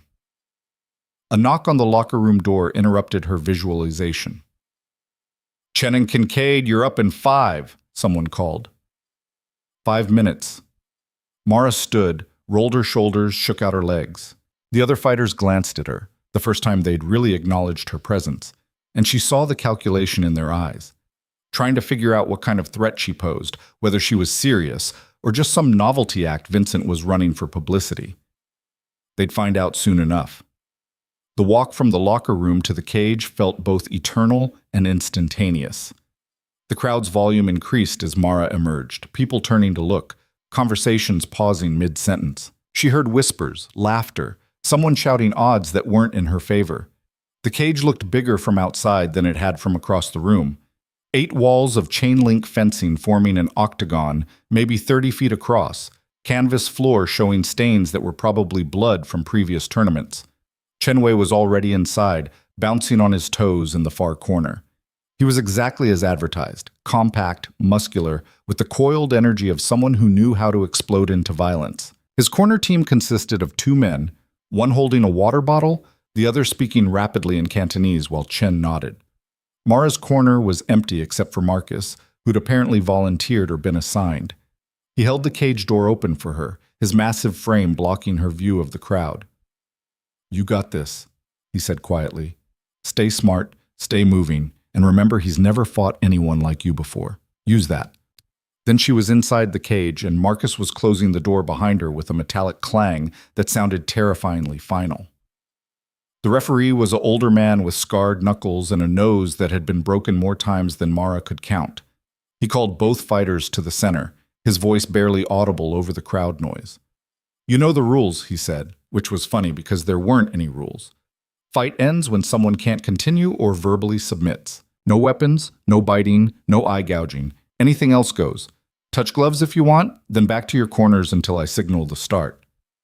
Chen Wei didn't offer his gloves, just stared at Mara with flat professional eyes that measured and dismissed her in the same glance. Then he turned and walked back to his corner. Fine. Mara did the same. The 45 seconds between returning to her corner and the fight starting were the longest of her life. Her heart hammered against her ribs. Her hands felt simultaneously too light and too heavy. The crowd noise became a physical thing, pressing against her skull, and she could see Battaglia now, third row east side, exactly where Vincent had said, surrounded by men in expensive suits who watched the cage with the intensity of people who had money riding on the outcome. The referee raised his hand, dropped it. The fight began. Chen Wei came out exactly as Mara had predicted, establishing distance immediately, circling to his right, throwing a probing leg kick that snapped against Mara's lead thigh hard enough to sting. She absorbed it, reset her stance, kept her hands high. He threw another kick, this one to her calf, and the impact sent a jolt of pain up her leg. Okay. He was going to chop her down if she gave him space. Time to take that option away. Mara pressed forward, closing the distance faster than Chen expected. He threw a straight right to keep her back, but she slipped it and stepped inside his range. Suddenly they were chest to chest, too close for his kicks to generate power, and Mara threw a short uppercut to his body that landed clean. Chen's eyes widened. Surprise or pain, maybe both, and he immediately tried to create space, pushing off and circling away. But Mara stayed on him, cutting angles to prevent his retreat, throwing quick combinations that kept him defensive. She wasn't landing everything. Chen's hands were fast, his block solid, but she was controlling the pace, dictating the engagement. For the first 2 minutes, it was her fight. Then Chen adapted. Instead of circling away when Mara pressured, he suddenly shot forward into a clinch, wrapping both arms around her torso and driving her backward toward the cage fence. Mara's back hit the chain link with enough force to rattle her teeth, and then Chen was working, kneeing her thighs, her hips, grinding his shoulder into her chin to control her head position. This was Sanda clinch work, refined over years of training, and Mara was in trouble. She tried to create space by pushing against his shoulders, but he was stronger and had better position. Another knee landed, this one to her ribs, and she felt something shift that might have been cartilage. The crowd was roaring now, sensing blood. Mara stopped trying to push Chen away and instead pulled him closer, eliminating the space he needed for knees. He tried to adjust, to create separation, and in that half second of transition, Mara drove her foot down onto his instep with all her weight. Chen's grip loosened, just for a moment, just from the pain, and Mara exploded out of the clinch with a shoulder throw that used his own momentum against him. They hit the canvas together, Mara on top, and for 3 seconds she had the dominant position. She could have started throwing punches, could have gone for a submission, could have done a dozen different things. But Chen was a jiu-jitsu practitioner too, and 3 seconds was all he needed to recover. His legs came up, wrapping around Mara's waist in a guard that immediately threatened submissions. She felt him reaching for her left arm, trying to isolate it for a kimura, and she yanked it back just in time. They scrambled on the ground for what felt like hours, but was probably 30 seconds, Chen hunting for submissions, Mara defending and trying to improve position without getting caught. Neither could establish full control.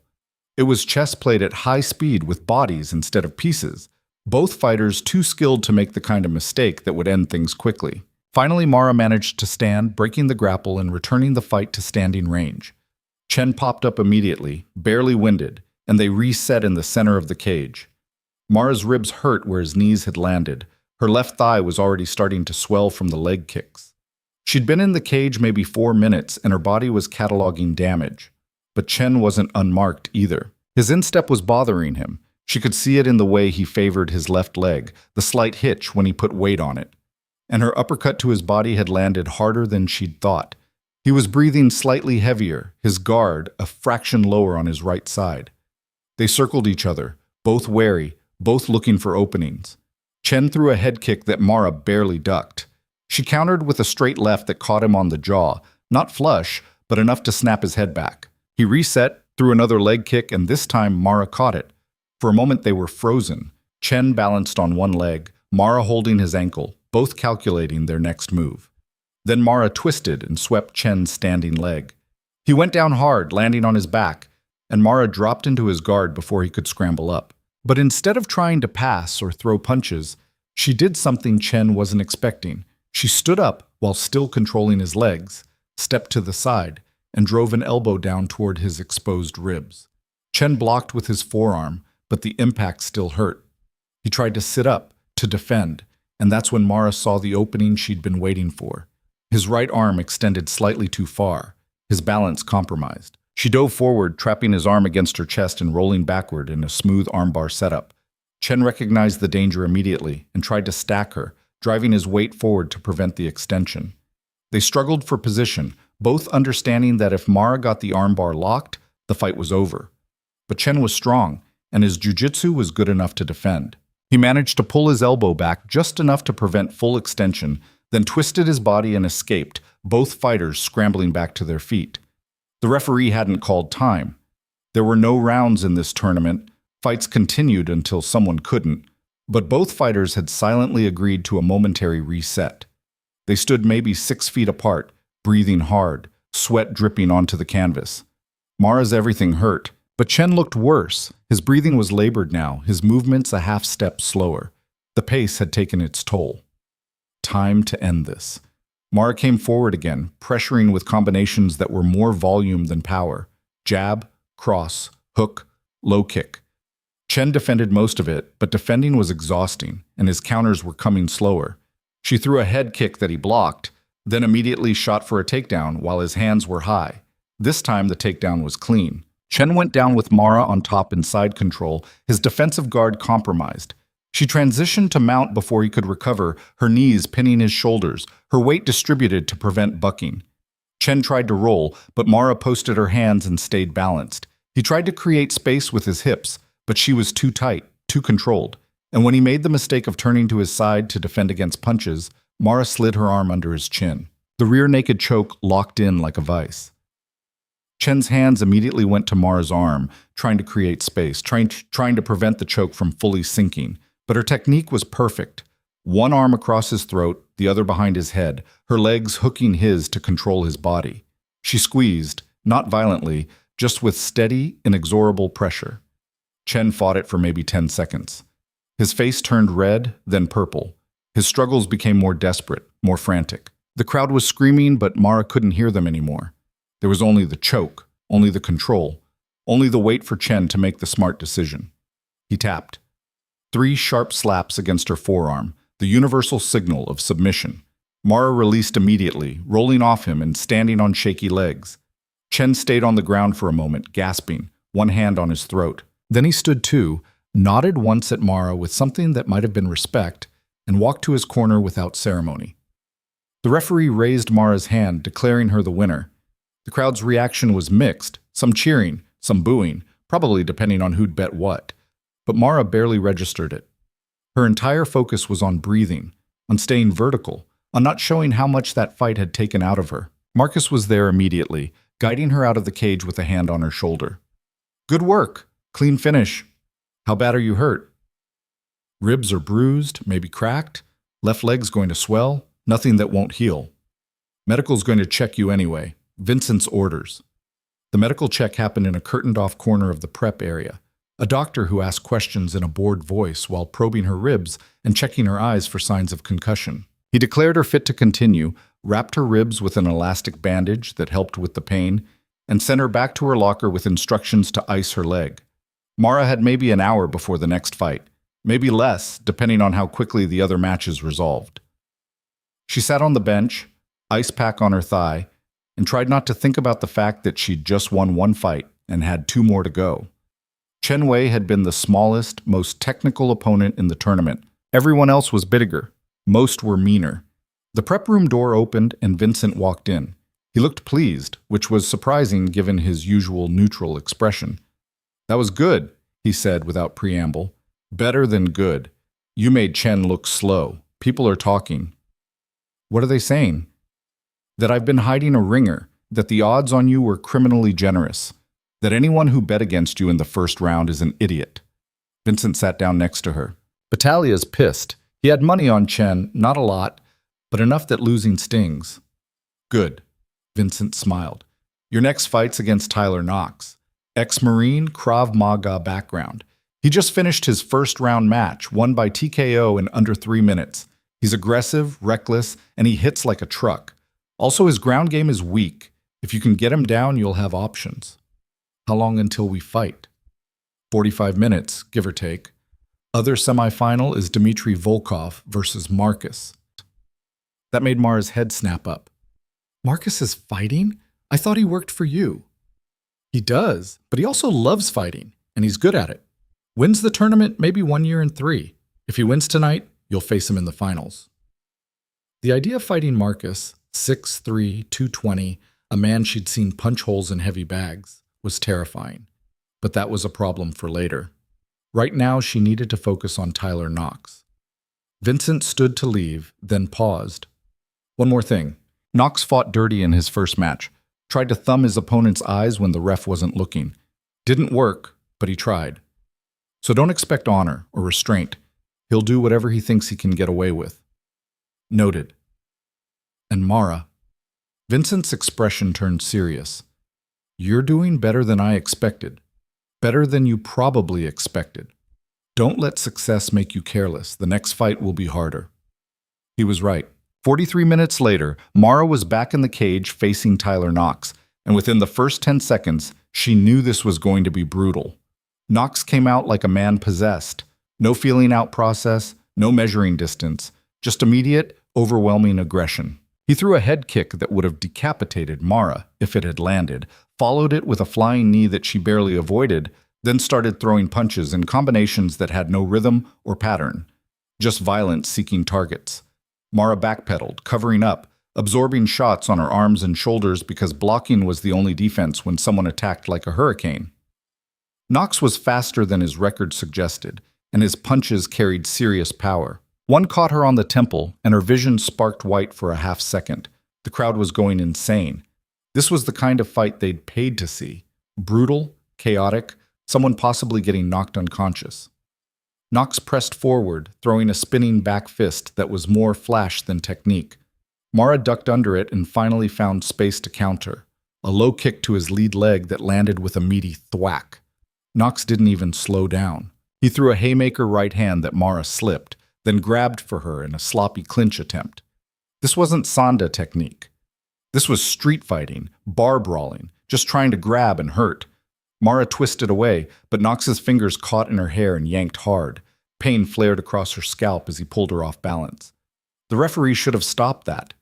Hair pulling was one of the few things explicitly banned, but the referee was either not paying attention or didn't care, and Knox used the grip to throw a knee toward Mara's face. She got her hands up just in time, blocking the knee but taking the impact on her forearms hard enough to send shocks up to her elbows. Then she did something that surprised everyone, including herself. She grabbed Knox's knee while it was still extended and drove forward, taking him down with a single leg that was more desperation than technique. They hit the canvas hard, Mara on top but without good position. Knox immediately tried to roll, but Mara had been right about his ground game. It was sloppy, instinctive rather than trained. She transitioned to his back, her hook sinking in, one arm snaking toward his neck. Knox recognized the danger and did the only thing he could think of. He reached back and grabbed Mara's hair again, yanking her head to the side while driving his head backward into her face. The headbutt caught Mara on the cheekbone and her vision went blurry. She felt something warm running down her face. Blood from a cut somewhere above her eye. Her grip on Knox loosened, and he used that moment to explode out from under her, both fighters scrambling to their feet. Mara's face was a mess. Blood ran from the cut above her eye into her vision, turning everything red on the left side. Her cheekbone throbbed. The ribs that had been bruised in the first fight were screaming now. But Knox was breathing like a freight train, his face flushed dark red from exertion. The early aggression had burned through his gas tank faster than his corner had probably planned. He was still dangerous, maybe more dangerous now, actually, fighting on fumes and adrenaline with nothing left to lose. They circled each other, both hurt, both looking for the moment that would end it. Knox charged again, throwing punches with bad technique but genuine bad intentions. Mara slipped left, right, ducked under a hook, and saw her opening. Knox's right hand had dropped after the missed hook, his chin exposed for just a moment. She threw the cleanest right cross of her life. The punch traveled maybe 8 inches and landed with every ounce of power Mara could generate through her legs, hips, and shoulder. It caught Knox flush on the jaw, and his head snapped sideways with a crack that was audible even over the crowd noise. Knox's eyes rolled back. His legs went out from under him. He dropped face first onto the canvas like someone had cut his strings. The referee was there immediately, waving off the fight before Knox could even try to get up. Not that he was getting up, he was conscious but dazed, his corner team already rushing into the cage to check on him. Mara stood over him, blood still running down her face, her right hand hanging at her side because every knuckle felt broken, and watched the referee declare her the winner. 2 fights down, 1 to go. Marcus was waiting when she stumbled out of the cage. Medical, now! The cut above her eye needed 6 stitches, which the doctor administered with the kind of efficiency that suggested he'd done this 1,000 times before. The right hand wasn't broken, just badly bruised across the knuckles where she'd connected with Knox's jawbone. They gave her ice, painkillers that she refused because she needed to stay sharp, and a fresh elastic wrap for her ribs. You shouldn't fight again tonight, the doctor said flatly. You've taken significant damage. Continuing would be medically inadvisable. How long until the finals? Mara asked Marcus, ignoring the doctor entirely. Volkov and I are fighting now. Figure 20 minutes, maybe 30. Then you've got at least an hour break before the final. I can do 90 minutes. Marcus started. I can do 90 minutes, she repeated, harder this time. Just tell me who I'm fighting. Marcus exchanged a look with the doctor, then sighed. Vincent's going to love this. Fine. You'll know who won when you hear the crowd. They go crazy for Volkov's knockouts, and they go crazy when I win. Either way, you'll know. He left to prepare for his own fight, and Mara was alone again with her thoughts and her pain. 23 minutes later, the crowd's reaction told her everything she needed to know. No roar of approval, no sustained cheering. Just a sudden crescendo followed by confused murmuring that suggested something unexpected had happened. A few minutes after that, Vincent appeared in the prep area looking genuinely surprised. Marcus lost, he said without preamble. Volkov caught him with a liver shot in the first 5 minutes. Marcus couldn't continue. Mara felt her stomach drop. She'd been preparing mentally to fight Marcus, big, powerful, technically sound, but beatable with the right strategy. Dmitry Volkov was a completely different animal. 6'4", 240, Russian Sambo, and military combatives. The man who'd never lost a fight that didn't involve weapons. How bad is Marcus? She asked, because she genuinely liked the big man despite knowing him for less than a month. He'll live. Pride's hurt worse than his body.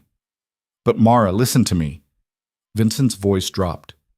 You don't have to do this. Volkov's a killer, not metaphorically. He's actually killed people in fights before. You've already proven yourself, already earned respect. Second place still pays $75,000. That's life-changing money. You can walk away right now and nobody would blame you. Mara looked at Vincent's face, at the genuine concern written there, and realized he was offering her an out because he cared whether she survived the night. What are my odds? She asked. Vincent grimaced. Honestly, maybe 20%. And that's being generous. Volkov outweighs you by over 100 pounds. He's fought professionally in Russia. He's never been submitted, rarely been taken down. And he's mean. He doesn't just want to win, he wants to hurt people. But there's a chance. There's always a chance. But chances and probabilities aren't the same thing, and the probability is you get badly hurt. Mara thought about the napkin contract folded in her apartment, about 18 months of running, about Viktor Sokolov's bounty, and the life she'd left behind.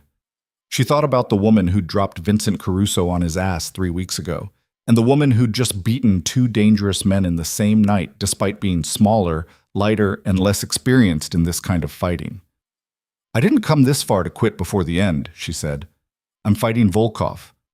Vincent studied her face for a long moment, then nodded slowly. Okay, then we prepare. And we prepare smart, because brute force won't work. You need a strategy that accounts for the size difference and exploits his weaknesses. What weaknesses? He's arrogant. Thinks he's invincible because he's bigger and stronger than everyone he's faced. He'll underestimate you. Everyone does.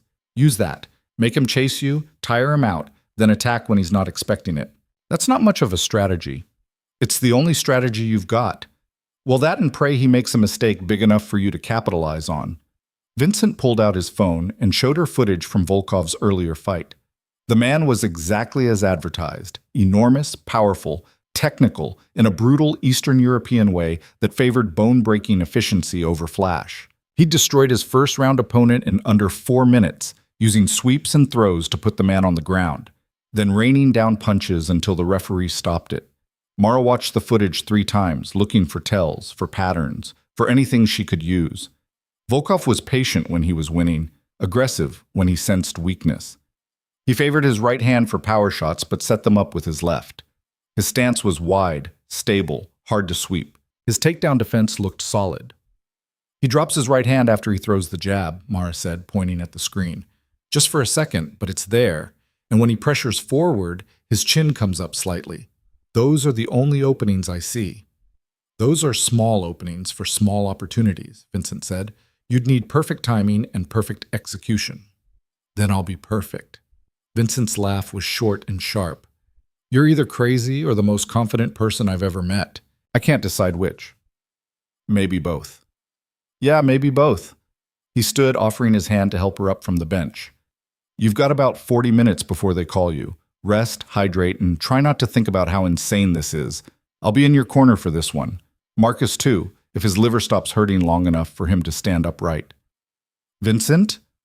Mara caught his arm before he could leave. If I lose, if this goes badly, make sure my prize money for getting this far goes to my landlord. The apartment's paid through next month, but I owe him for some damages I never fixed. Vincent's expression darkened. You're not going to die, Mara. I know, but in case I do, I want my debts settled. You won't. Because I've invested too much time and money into keeping you alive to let some Russian psychopath ruin my return on investment. He squeezed her shoulder, gentle, despite his hands being roughly the size of dinner plates. You've surprised everyone so far. Surprise them one more time. Then he was gone, and Mara was alone with her fear and her determination and the knowledge that in less than an hour she'd be facing the most dangerous man in the building. The wait was agony. Every minute felt like an hour. The painkiller she'd refused earlier would have been useful now.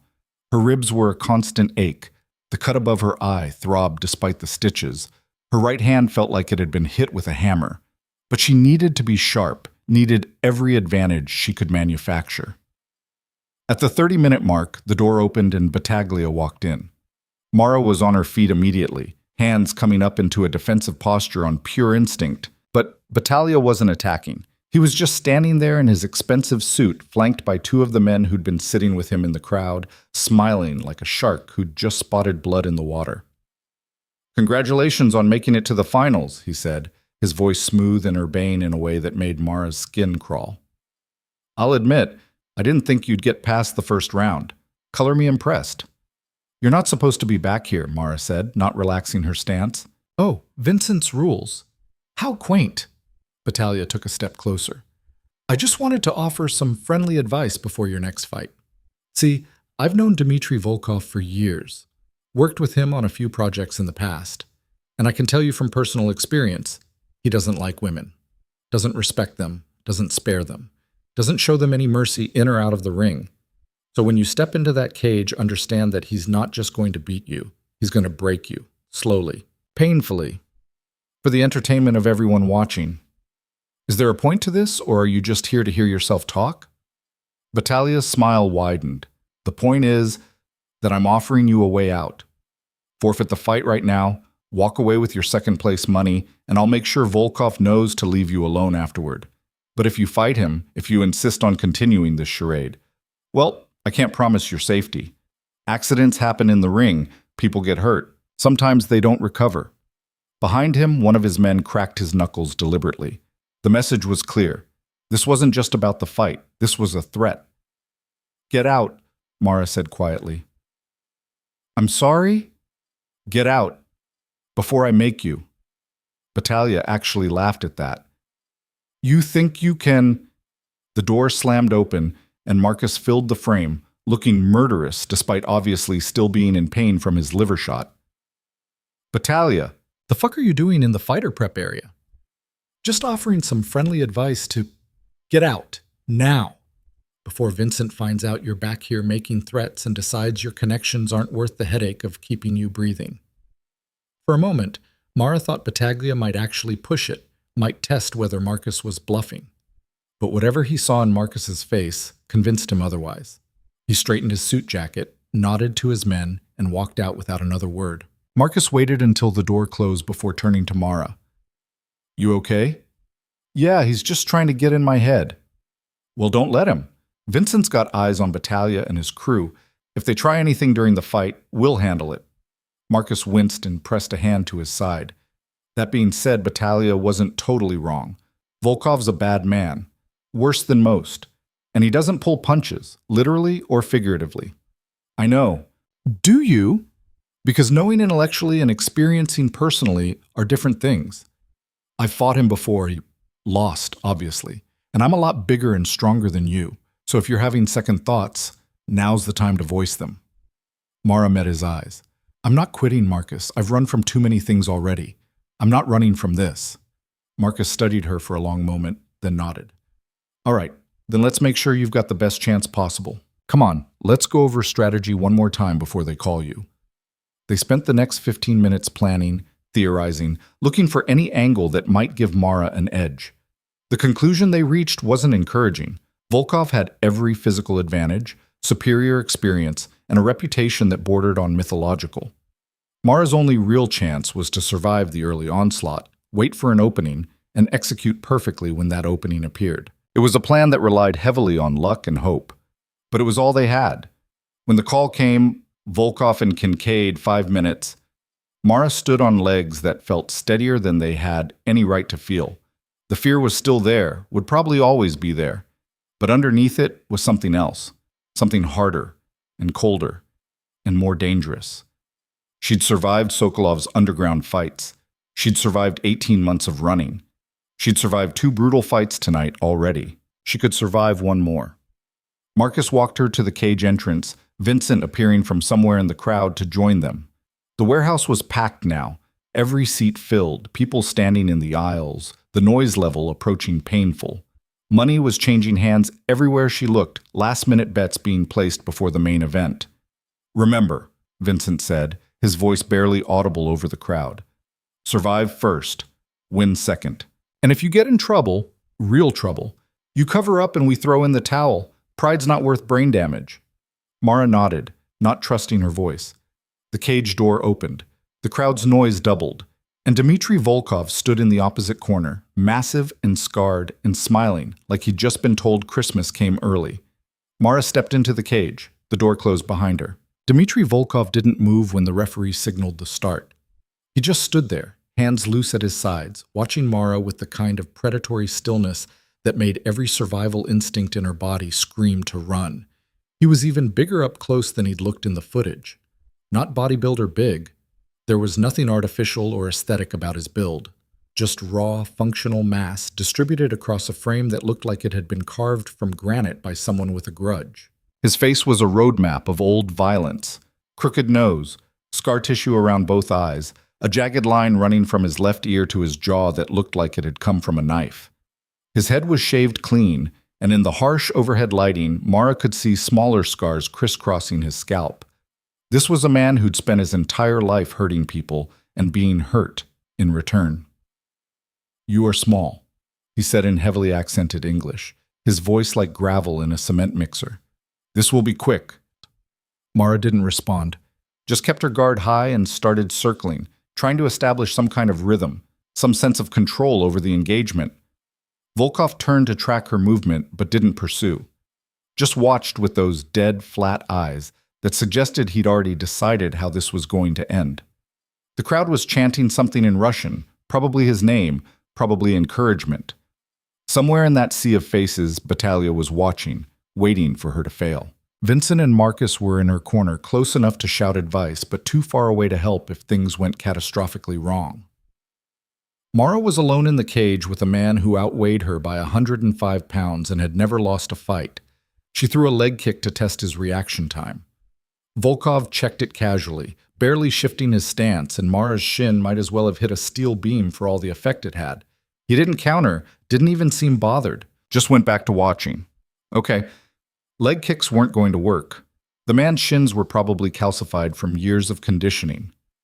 Mara tried a different approach, feinting a jab to draw a reaction, then circling out before he could respond. Volkov's eyes tracked her movement, but his body stayed planted.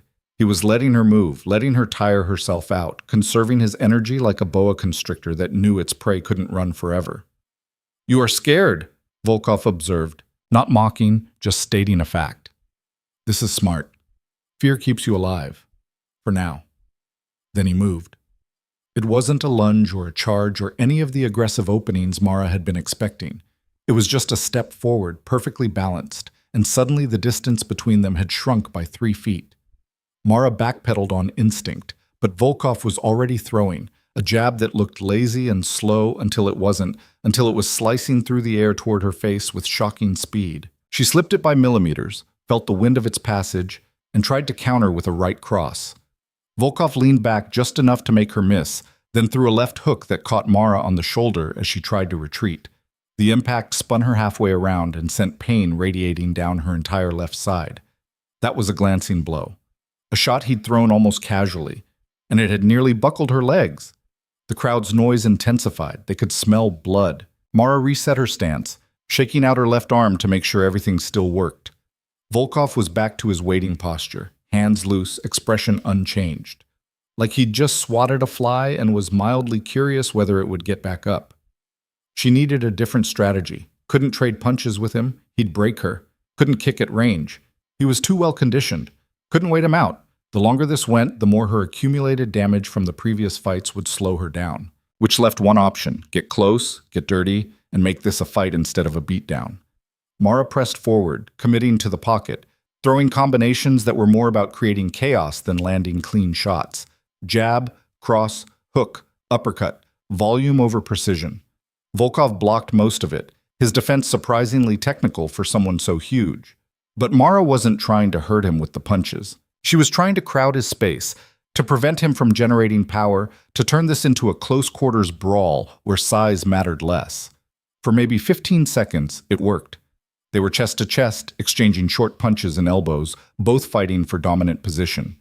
Mara even landed a clean elbow to Volkov's jaw that snapped his head sideways. He didn't even blink. Then his hands clamped onto her shoulders like industrial vices, and he threw her. Mara had been thrown before, spent years drilling takedowns and throw defenses. But this was different.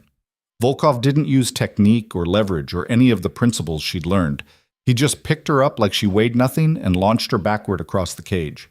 She hit the chain-link fence hard enough to leave an imprint, the impact driving the air from her lungs. Her vision grayed at the edges. By the time she recovered enough to move, Volkov was already there, driving a knee into her midsection that would have ruptured something vital if she hadn't twisted just enough to take it on her hip instead. Pain exploded through her pelvis and down her leg.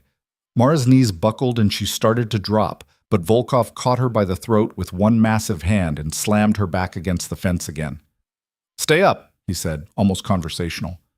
"It's no fun if you fall too quick." He threw a right hand aimed at her face.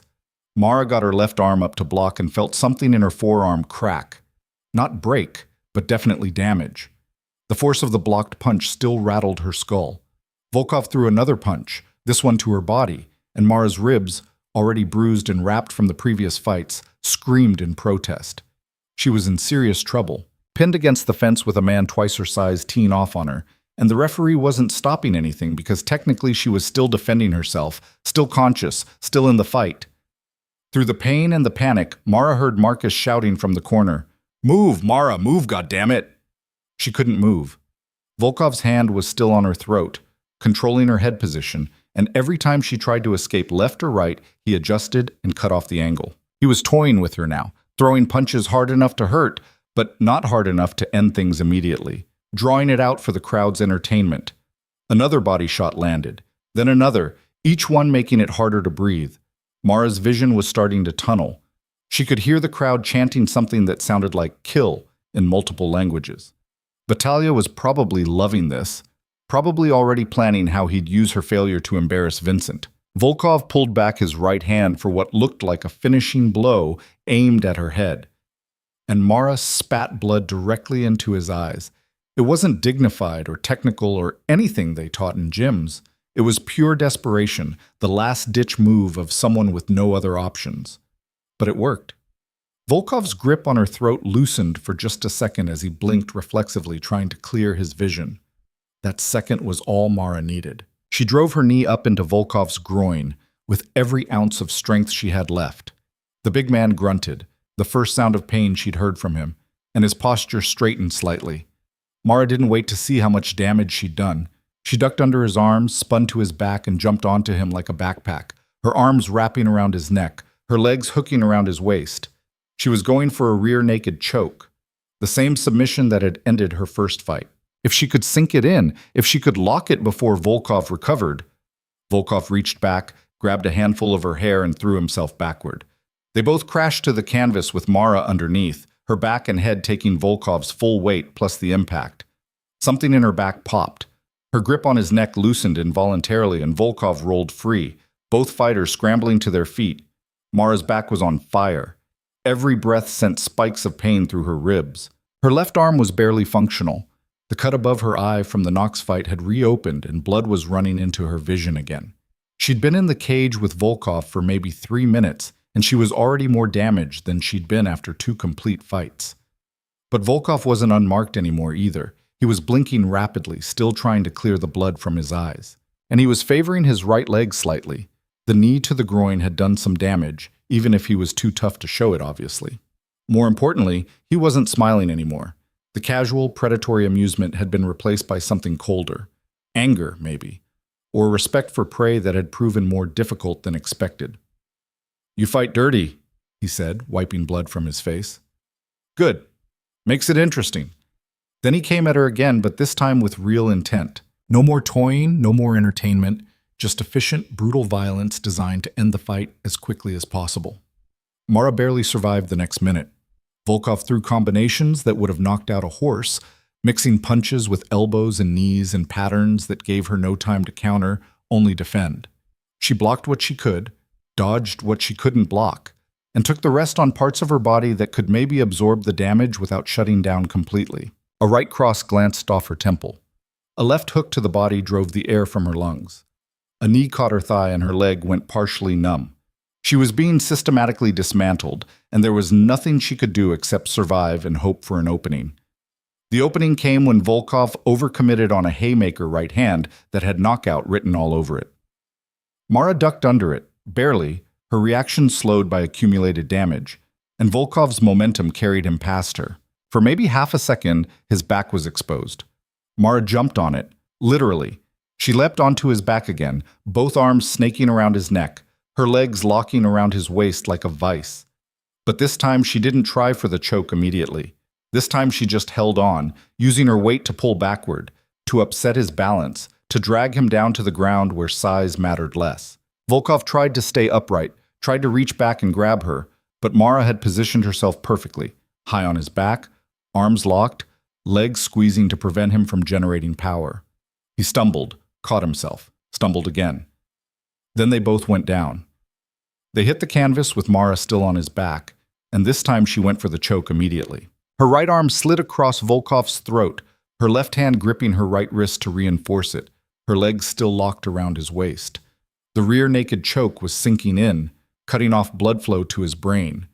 Volkov's hands went to her choking arm immediately, trying to create space. His strength was incredible. Even with the choke partially in, he was able to get his fingers under her forearm and pull. But Mara squeezed tighter, adjusting her angle, using her whole body to maintain the pressure. "Tap," she heard herself saying through gritted teeth. "Just tap." Volkov didn't tap, didn't make any sound at all except for strained breathing. He rolled, trying to crush Mara under his weight like he'd done before.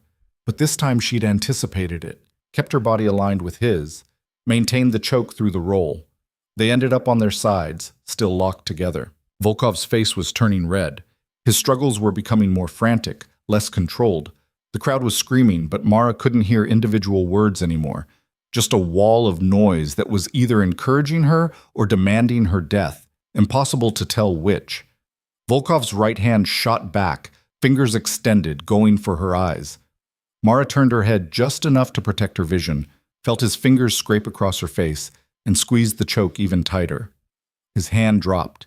His body went rigid for a moment, then slack. Mara held the choke for 3 more seconds, long enough to be sure, not long enough to cause permanent damage, then released and scrambled away, exhausted and hurting and barely able to process what had just happened. Volkov lay motionless on the canvas for maybe 5 seconds. Then he coughed, gasped, and slowly pushed himself to his hands and knees. The referee was there immediately, checking him, asking questions in Russian that Volkov answered with a grunt and a nod. The crowd had gone silent. Not quiet.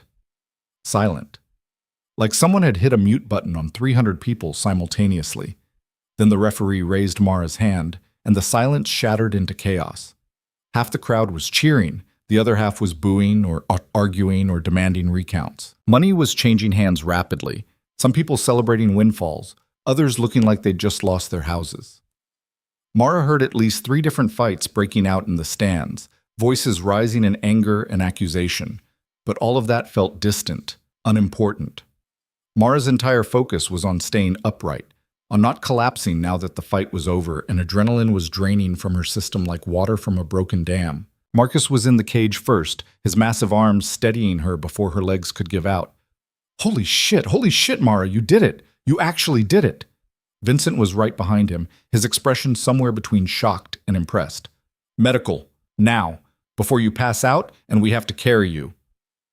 The walk from the cage to the medical area was a blur. Mara was aware of people staring, of conversations stopping as she passed, of someone trying to interview her and Marcus physically moving them out of the way. The prep room doctor took one look at her and immediately started calling for supplies. Possible fractured ribs, definite soft tissue damage to the left forearm, lacerations to the face and scalp, severe bruising across multiple areas, potential concussion. The doctor was listing her injuries like reading a grocery list. She needs a hospital, a real hospital, not whatever field medicine we can provide here. No hospitals, Mara managed through split lips. Too many questions. You could have internal bleeding, then check for it here. I'm not going to a hospital where people will ask how this happened and want to file reports. The doctor looked at Vincent, who nodded. Check her here, but if you find anything life-threatening, hospital becomes non-negotiable. I don't care about questions. For the next 20 minutes, Mara endured the most thorough medical examination she'd ever received outside of an actual ER.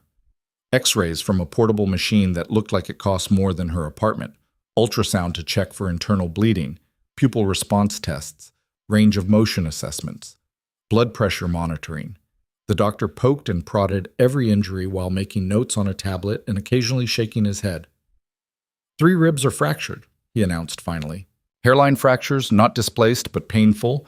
Left radius has a green stick fracture, partial break, will heal but needs immobilization. Multiple contusions, lacerations, and hematomas that will hurt like hell for the next week. Mild concussion, but nothing immediately life-threatening. You're lucky, Miss Kincaid. Very lucky. Don't feel lucky, Mara muttered. The doctor wrapped her ribs again with fresh elastic bandages, put her left forearm in a splint, stitched the reopened cut above her eye, and added 2 more stitches to a new cut on her cheek. He gave her painkillers this time, prescription strength, the kind that came with warnings about operating heavy machinery, and strict instructions to rest for at least 2 weeks. No training, no strenuous activity, no fighting, he said sternly. Your body needs time to heal. Push it too soon and you'll cause permanent damage. Mara nodded, though she wasn't sure she believed him. Her body had healed from worse. Probably. When the doctor finally left, Vincent sat down next to her on the examination table. He looked tired, actually tired, not just his usual controlled weariness, like the night had taken something out of him too. $500,000, he said quietly. Winner's purse. It'll be in your account by Monday morning. Cash, clean, exactly what I promised. Mara tried to process that number and couldn't quite manage it. $500,000. More money than she'd made in her entire fighting career combined. More money than she'd ever imagined having at one time. Thank you, she said, because what else was there to say? Don't thank me. You earned it. Every dollar. Vincent was quiet for a moment. I've been running this tournament for 7 years, seen hundreds of fights, watched some of the toughest people in the country beat the hell out of each other. And that, what you just did against Volkov, was the most impressive thing I've ever witnessed. You shouldn't have won that fight. On paper, in reality, by any logical assessment, you should have lost in under 2 minutes. But you didn't. You found a way. I got lucky. Luck's part of it. But mostly it was skill and determination and refusing to quit when anyone else would have. Vincent stood, then paused. There's something else. Battaglia left during your fight with Volkov. Didn't wait for the outcome. Didn't stick around to see the end. He and his people just walked out. Why? My guess? He realized the fix he'd been planning wasn't going to work. Or he saw you were actually going to win and didn't want to be here when it happened. Either way, he's gone. And I've got people making sure he knows that trying anything against you would be a very bad idea. Mara absorbed that information slowly. So I'm safe? From him at least? From him, yeah. Sokolov's a different problem, but we'll handle that too. I made you a promise, and I keep my promises. Vincent checked his phone, frowned at something on the screen. Speaking of which, there's someone here who wants to see you. Says it's urgent. Old friend of yours, apparently. Everything in Mara's body went cold. Who? Didn't give a name. Just said to tell you he's from Philadelphia, and he's been looking for you for 18 months. Viktor Sokolov. It had to be. Somehow he'd found her, tracked her here, and now he was outside waiting to collect his property. Mara tried to stand and nearly fell. Her legs wouldn't support her weight properly, the combination of exhaustion and injury making everything feel disconnected and unresponsive. Vincent, I need to leave, now. Back door, side exit, anywhere. Relax. Vincent's hand on her shoulder was gentle but firm. He's not here to take you. He's here to talk. And I told him he could, but only with me present and only for 5 minutes. You want me to send him away, say the word, and he's gone. Mara's mind was racing. Sokolov wanted to talk? That didn't make sense. Men like him didn't talk. They collected, they punished, they enforced. Unless this was some kind of trap, some way to get her to lower her guard before, let me meet him first, Vincent said, reading her panic. Alone. I'll get a sense of what he wants, whether this is legitimate or a setup. You wait here with Marcus. If anything feels wrong, we're gone. Understood? Mara wanted to argue, wanted to run, wanted to be anywhere except in a building where Viktor Sokolov apparently was. But her body wouldn't cooperate, and Vincent's logic made sense. He'd protected her this far. She had to trust he'd continue. 5 minutes, she said. If you're not back in 5 minutes, I'm assuming the worst. Vincent nodded and left. Marcus appeared moments later, taking up position by the door with his arms crossed and his expression making it very clear that nobody was getting past him without a fight. The 5 minutes lasted approximately 10 years. Mara sat on the examination table, every injury throbbing in time with her heartbeat, listening to the muffled sounds of the crowd dispersing outside. The tournament was over. She'd won. She should have been celebrating, or at least relieved. Instead, she was terrified that everything she'd fought for was about to be ripped away by the man she'd been running from for 18 months. When Vincent finally returned, he wasn't alone. The man who followed him into the room wasn't Viktor Sokolov. He was younger, maybe 40, with the kind of weathered face that came from years of hard living. Short dark hair, gray at the temples, expensive suit that didn't quite hide the athletic build underneath, and eyes that Mara recognized immediately, even though she'd never seen this particular man before. Fighter's eyes, the kind that assessed threats automatically and calculated angles of attack without conscious thought. Mara Kincaid, the man said, his voice carrying a faint accent she couldn't quite place. It's good to finally find you. My name is Anton Fedorov. I work for Viktor Sokolov. Mara's hands clenched into fists despite the pain it caused. If you're here to collect, you're wasting your time. I'm not going back. I'm not here to collect. Fedorov glanced at Vincent, who nodded permission for him to continue. I'm here to deliver a message from Mr. Sokolov. He's been watching your fights tonight. We have contacts who live stream these tournaments. He saw what you did. Saw you beat 3 men who should have destroyed you, and he wanted you to know that he's impressed. Impressed, Mara's voice was flat. That's why he put a $100,000 bounty on my head? Because he was impressed? The bounty was about principle, about not letting investments walk away without consequences.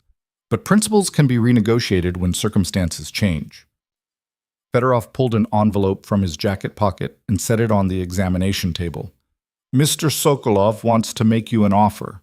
The bounty is canceled, effective immediately. Your debt to him is considered paid in full. In exchange, he wants you to consider working with him again, not as an owned fighter, but as a partner.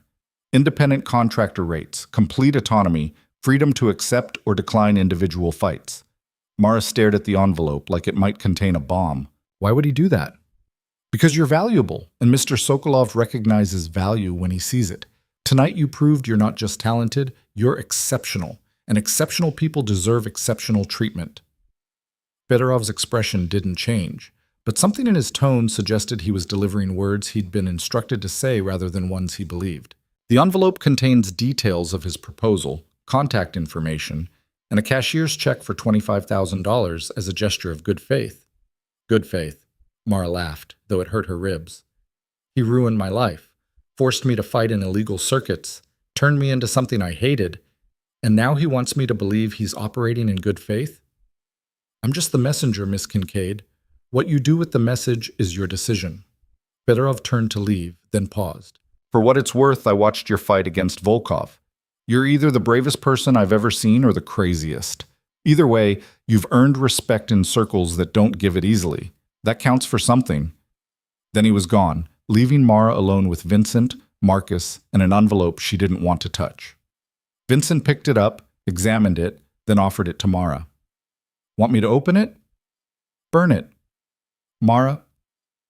Burn it, Vincent. I don't care what's inside. I don't care about his offer or his good faith or his respect. I ran from that man for 18 months because working for him turned me into a monster. I'm not going back. Not for money, not for autonomy, not for anything. Vincent studied her face for a long moment, then nodded and handed the envelope to Marcus. Get rid of it.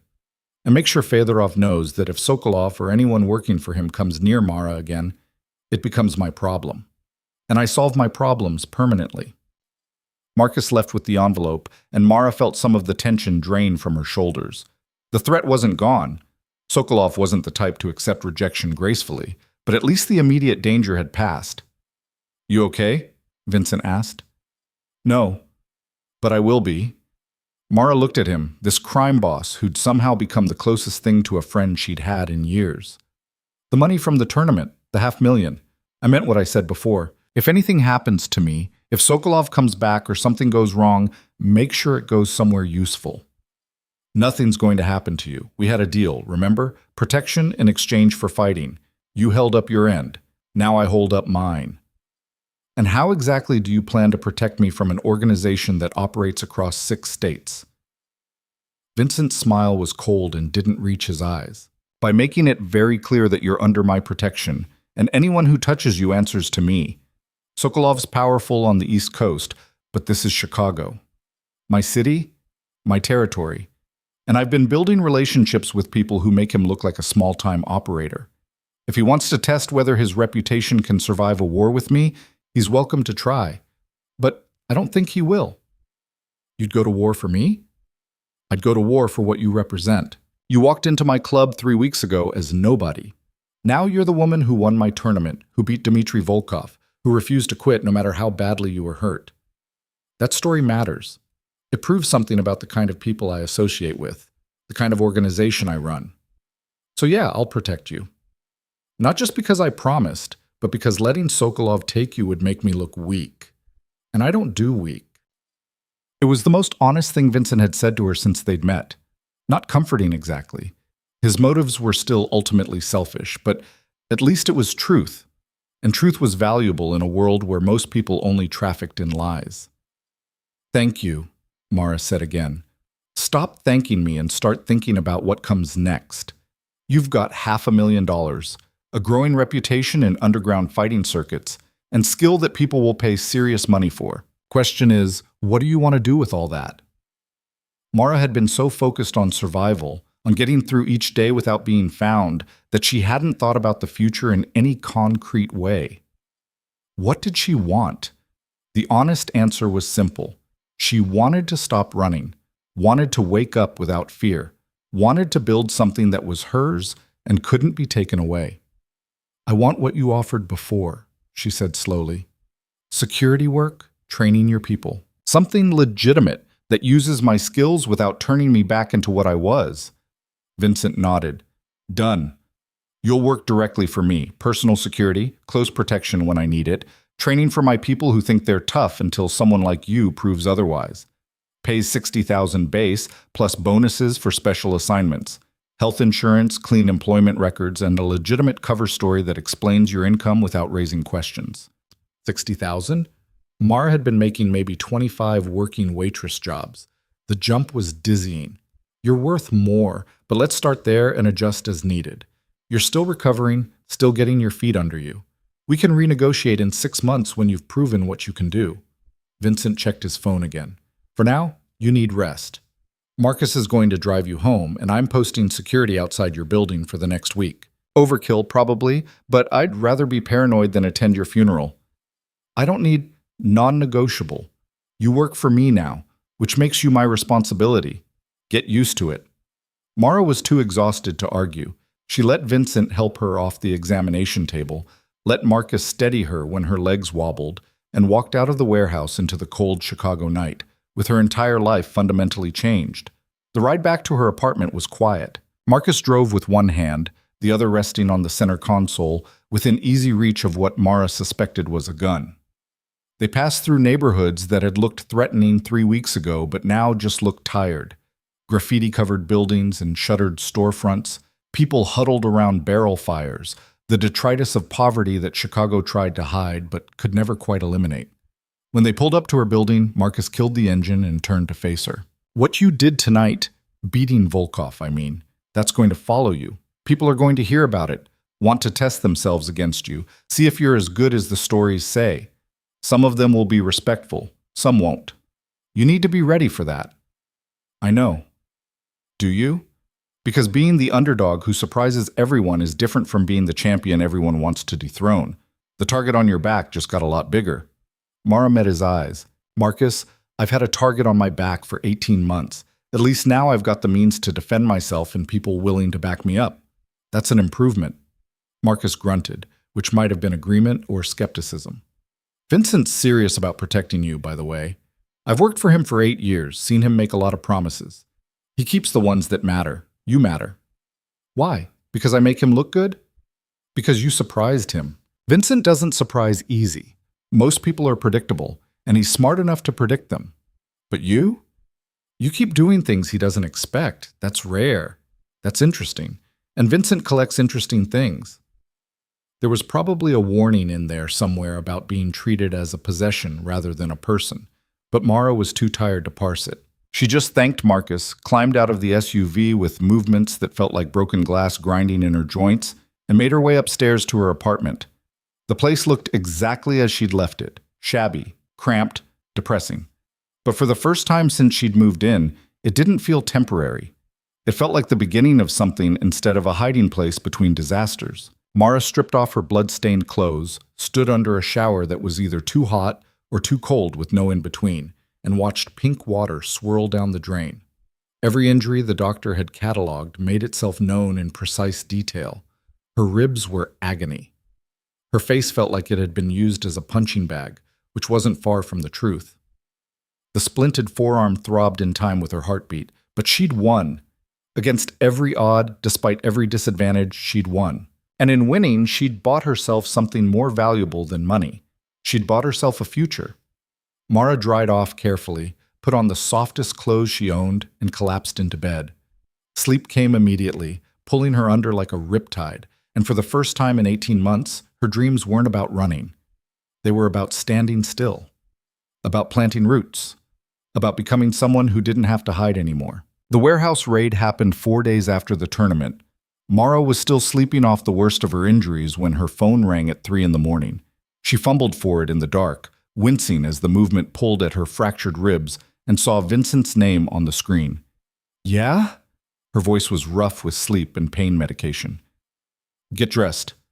Marcus is picking you up in 10 minutes. Bring nothing you can't leave behind.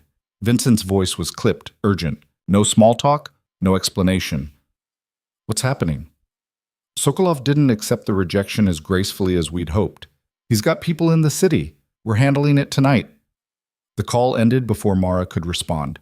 She was dressed in 8 minutes, jeans, dark hoodie, boots she could run in if necessary.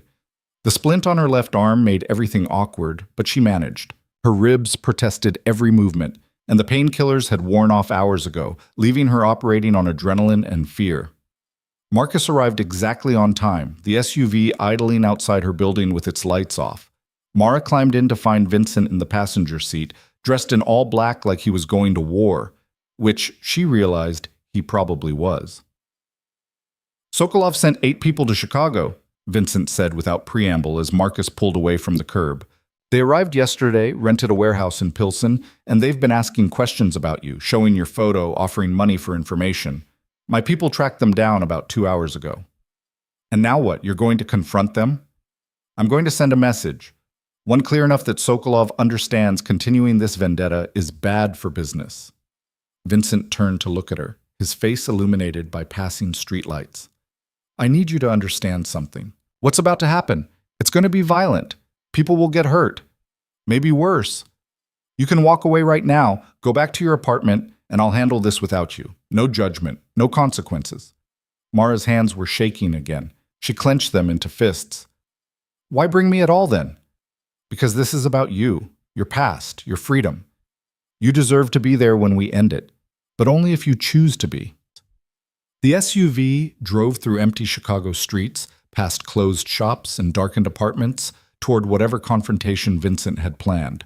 Mara thought about the woman from Croatia, about the underground fights that had turned her into something she'd hated, about 18 months of running and hiding and being afraid. I'm not walking away, she said. Not anymore. Vincent nodded like he'd expected that answer. Then you need to know the rules. You watch, you don't participate. Your arm's broken, your ribs are fractured, and you're not in any condition to fight. Marcus and I handle the physical side. Your job is to identify anyone you recognize from your time with Sokolov, provide information if needed, and make a choice at the end. What kind of choice? You'll see when we get there. The warehouse was in an industrial area that made the tournament venue look upscale by comparison. Chain-link fencing surrounded the building, most of it knocked down or rusted through. Broken windows on the upper floors. Graffiti covering every available surface. The kind of place where bad things happened and nobody asked questions afterward. 2 of Vincent's people were already there, a woman named Elena who Mara had seen at the Velvet Throne, and a man she didn't recognize. They were positioned near the building's entrance, watching, waiting.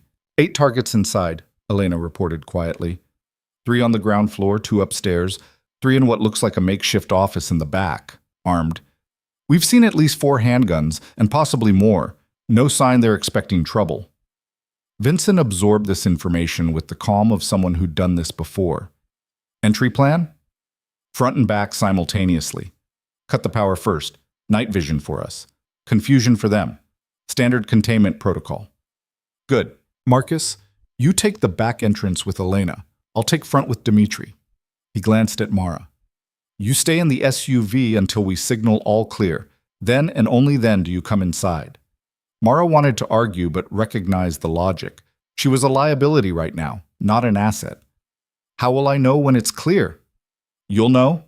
Vincent and his team moved with practiced efficiency.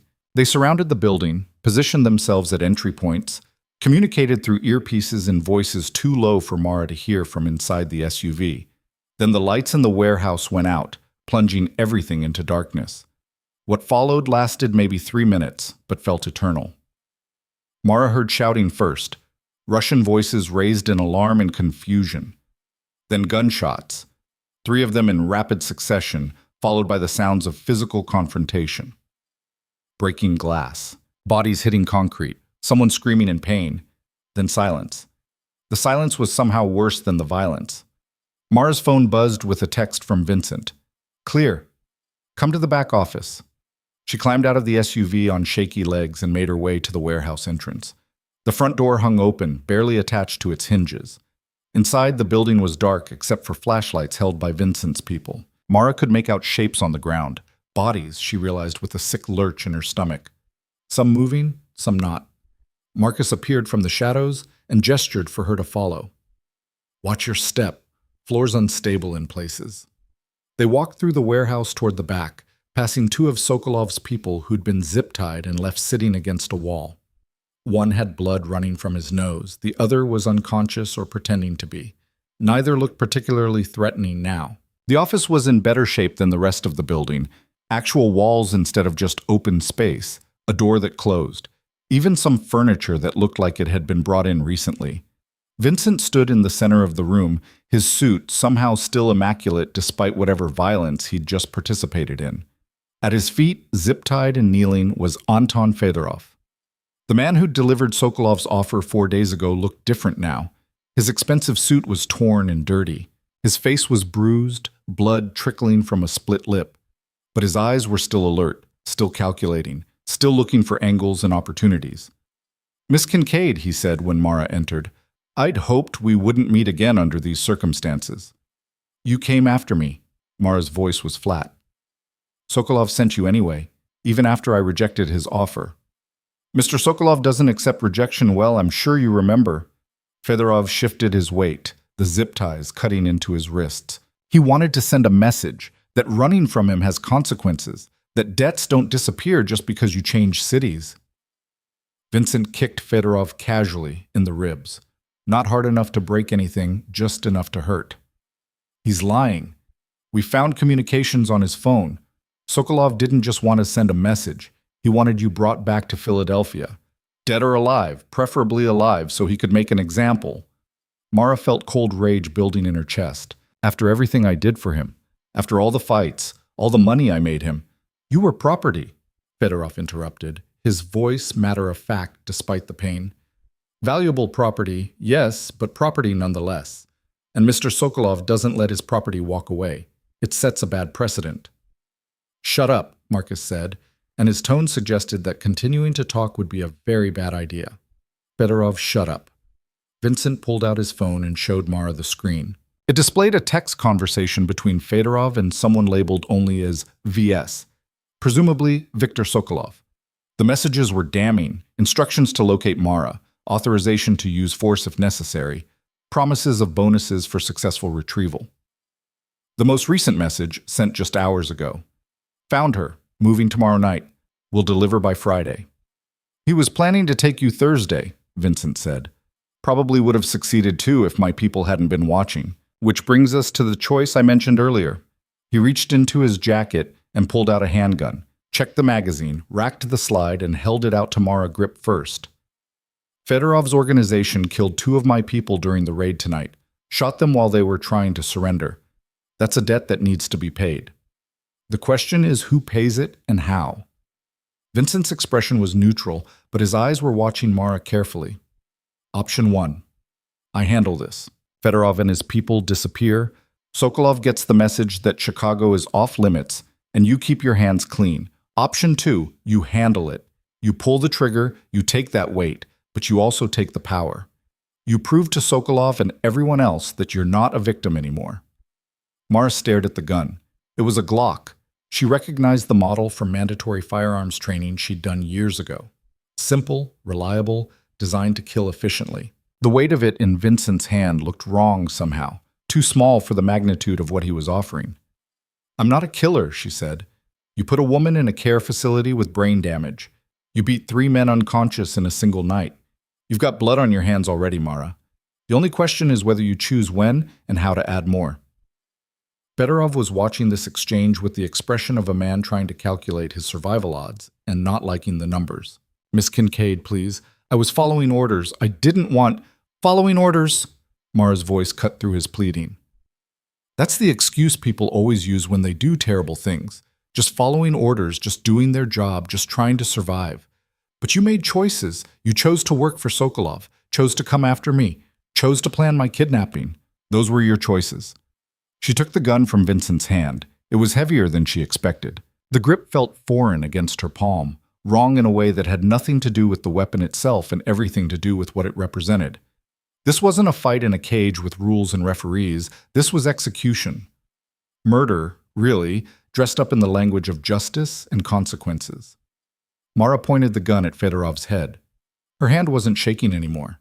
Everything had gone very calm, very still, like the moment before a fight when time stretched and every detail became hyper-real. "Please," Fedorov said again, "I have a family. 2 daughters. They're 9 and 12. If I don't come home, I had a life too," Mara interrupted. "A career, a future, people who cared about me. Sokolov took all of that, and you were helping him do it again. So don't talk to me about your daughters. Talk to me about why I shouldn't end this right now." Fedorov swallowed hard. "Because you're better than this. Better than Sokolov. Better than the life he forced you into. Killing me won't change what happened, won't give you back what you lost. It'll just make you into the thing you've been running from." The words hit harder than Mara wanted to admit. She'd spent 18 months running from Viktor Sokolov, but more than that, she'd been running from the person he'd turned her into, the fighter who broke bones for money, the woman who'd put someone in a care facility and then fled rather than face the consequences. If she pulled this trigger, if she killed Fedorov in cold blood while he knelt helpless and zip-tied, she'd become something worse than anything Sokolov had made her. She'd become a murderer by choice rather than circumstance. Mara lowered the gun. "I'm not doing this," she said, turning to Vincent. "I'm not killing him, but I'm not letting him go either." Vincent's expression didn't change, but something in his eyes suggested approval. "What did you have in mind?" "Send him back to Sokolov, alive but with a message. Tell Sokolov that I'm under your protection now, that Chicago is off limits, and that if he sends anyone else after me, they won't be going home." Mara looked at Fedorov. "And tell him that I chose mercy, that I had the chance to kill his man and I didn't take it. Let him think about what that means." "Mercy is weakness," Fedorov said quietly. "Sokolov will see it as proof he can push harder. Then he'll learn he's wrong the hard way." Mara handed the gun back to Vincent. "I'm done being afraid of him, done running. If he wants to come after me again, let him try. But I'm not becoming a killer just to prove I'm not afraid." Vincent took the gun, safed it, and slipped it back into his jacket. "All right, we'll do it your way. Fedorov goes back to Philadelphia with my message, and enough broken fingers that Sokolov knows we're serious. The rest of his people, the ones who survived, they go back too. All except the 2 who killed my guys. Those debts get paid in full." Mara didn't ask what that meant, didn't want to know. Marcus hauled Fedorov to his feet and dragged him out of the office. Mara heard the man being loaded into a vehicle, heard engines starting, heard Vincent giving instructions in a voice too low to make out individual words. Then it was just Mara and Vincent, standing in a dirty office in an abandoned warehouse at 4 in the morning, surrounded by the aftermath of violence. "You made the right choice," Vincent said after a long silence. "Killing Fedorov wouldn't have solved anything. Would have just made Sokolov more determined to hurt you. This way, you take the moral high ground, and we still send the message that you're not an easy target. I didn't do it for strategy. I did it because I'm tired of violence, tired of being the person who hurts people." Then you're in the wrong line of work. Security, protection, training, it's all predicated on the willingness to use violence when necessary. Necessary being the key word. Fedorov was helpless. Killing him wouldn't have been necessary. It would have just been revenge. Vincent nodded slowly. "Fair enough. But understand that not everyone will see it your way. Some people will think you're weak for not pulling that trigger. Battaglia, for instance. He'll hear about this, and he'll think it means you can be pushed. Let him think that. He'll learn otherwise if he tries." "Maybe." Vincent checked his phone, frowned at something on the screen. "Speaking of Battaglia, we need to talk about him. He's become a problem that's not going away on its own." "What's he done now?" "Started spreading stories about you. Telling people the tournament was fixed, that you only won because I rigged the matchups. Says Volkov took a dive, that the whole thing was theater designed to make me look good." Vincent's jaw tightened. It's bullshit, and everyone with a brain knows it. But bullshit spreads, and enough people repeating it makes it start to sound like truth. Mara felt anger flare hot in her chest. "I won those fights, fair. No help, no interference. He was there. He saw what happened. He saw what he wanted to see, And now he's using it to undermine me, make me look weak or desperate, or whatever story serves his agenda. Vincent started walking toward the exit, gesturing for Mara to follow. The problem is, I can't just kill him. He's connected to people in New York who'd take that as an act of war. But I also can't let him keep spreading lies without consequences. So what do? I'm working on it. But in the meantime, you need to be aware that Battalia's people might try to provoke you. Start a fight, record it. Use it as proof that you're unstable or dangerous or whatever narrative he's building. Don't take the bait. They emerged from the warehouse into the pre-dawn darkness. The SUV was idling nearby, Marcus behind the wheel, looking tired but alert. Elena and the other team member were securing the building, probably erasing evidence and making sure nothing pointed back to Vincent's organization. The drive back to Mara's apartment was quiet. She watched Chicago slide past the windows, empty streets, closed storefronts, the occasional homeless person huddled in a doorway.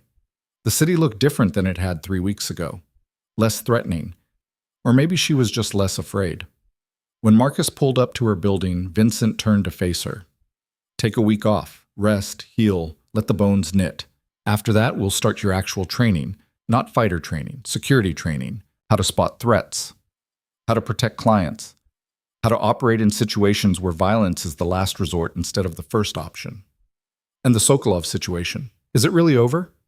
Nothing's ever really over. But yeah, I think he got the message.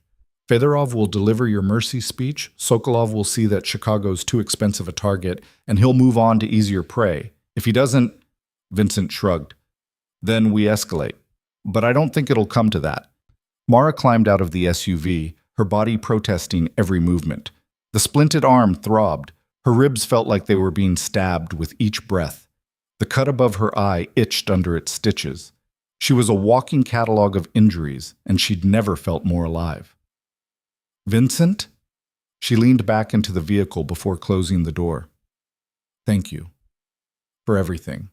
For the opportunity, for the protection, for not judging me when I couldn't pull the trigger. Don't thank me yet. We've still got work to do. But Vincent was almost smiling when he said it. Get some sleep, Mara. You earned it. The week that followed was the quietest Mara had experienced in 18 months. She slept 12 hours a day, her body desperately trying to repair the damage from 3 brutal fights. She ate the food Vincent had delivered, actual nutritious meals instead of the ramen and canned soup she'd been living on. She watched television without constantly looking over her shoulder. She even called her landlord and paid him for the damages she'd mentioned, plus 3 months' rent in advance. On the 4th day, her bank account showed a deposit of exactly $500,000. Mara stared at the number on her phone screen for a solid 5 minutes, trying to make it feel real. $500,000. More money than most people saw in years. Enough to buy a house, start a business, live comfortably for a decade if she was careful. Instead, she did something she'd been planning since the night of the tournament. She called the care facility where the Croatian woman was being treated. It took 3 transfers and 20 minutes of explaining before she got through to someone who could discuss patient accounts. Mara identified herself as a former friend of the patient, expressed concern about outstanding medical bills, and asked what it would cost to ensure the woman received the best possible care for the next 10 years. The number the administrator gave her was substantial. Nearly $200,000 for long-term care, therapy, medical oversight, and quality of life improvements. Mara authorized the payment that afternoon. Anonymous donation, no name attached, just a wire transfer that would ensure the woman she'd hurt would never want for care or comfort. It didn't absolve her, didn't erase what she'd done or bring back the person the Croatian woman had been before that fight, but it was something. An acknowledgement of debt, a payment toward a balance that could never really be settled.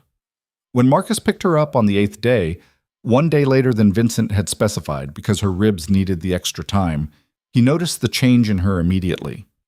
"You look different," he said as she climbed into the SUV.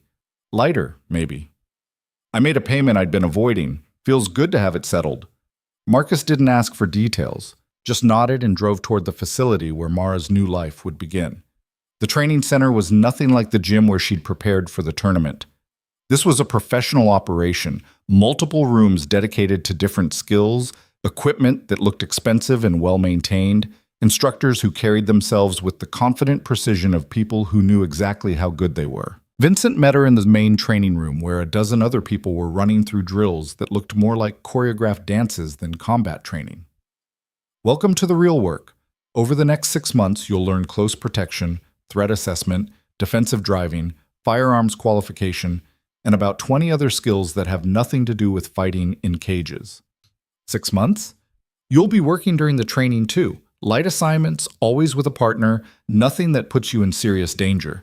But yeah, 6 months minimum before I trust you to handle solo operations. Vincent gestured to a woman in her 40s who'd just finished demonstrating a disarming technique. That's Sarah Chen. She'll be your primary instructor. Former Secret Service, spent 15 years protecting people who had entire countries wanting them dead. If anyone can teach you to think like a bodyguard instead of a fighter, it's her. Sarah approached with a handshake that was firm but not aggressive. Mara Kincaid, I saw footage of your tournament fights. Impressive work, but terrible form for protection duty. You take too many risks, absorb too much damage. We're going to fix that. Over the next 3 months, Sarah Chen proceeded to break down everything Mara thought she knew about personal security and rebuild it from the ground up. The skills were different from fighting, less about destroying opponents and more about preventing confrontations entirely. Reading body language to spot threats before they materialized, positioning clients to minimize exposure, creating exit strategies for every situation, understanding that the best security was the kind where nothing happened at all. Mara threw herself into the training with the same intensity she'd brought to fighting. She learned to drive defensively at high speeds, to clear rooms efficiently, to communicate threats without causing panic. She qualified on 6 different firearms: handguns, shotguns, rifles, though Sarah emphasized that drawing a weapon meant security had already failed.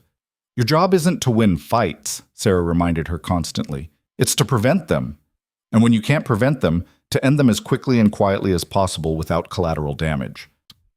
It was humbling, realizing how much she didn't know, how many situations she'd have handled completely wrong if left to her fighting instincts.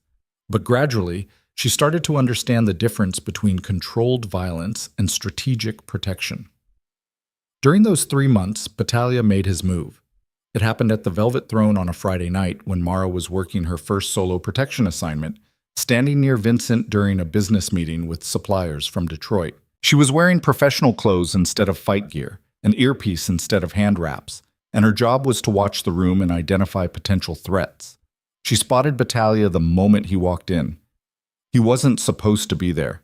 Vincent's people at the door should have stopped him, should have known he wasn't on the approved list for tonight. But he'd brought 8 men with him. Enough muscle that the door security had made a judgment call to let him through rather than start a fight in the entrance. Battaglia made his way directly to Vincent's booth, his entourage fanning out to create a wall between them and the rest of the room. Mara's hand went to her earpiece immediately. Vincent, we have a problem. Battaglia just arrived with 8 men. They're blocking sight lines and creating a confrontation scenario. Vincent's response was calm. Noted. Stay close, but don't engage unless he makes physical contact. This is a power play, not an attack. Mara moved to Vincent's left side, positioning herself between him and Battaglia's nearest enforcer. The meeting Vincent had been conducting went silent, the Detroit suppliers looking uncomfortable at the sudden tension. Vincent Caruso, Battaglia said loudly enough for half the room to hear. We need to talk about the disrespect you've been showing me. The stories you've been spreading, the lies about my business operations. Vincent's expression didn't change. I don't spread stories, Battaglia. I deal in facts. And the fact is, you've been running your mouth about things you don't understand and making accusations you can't prove. Accusations?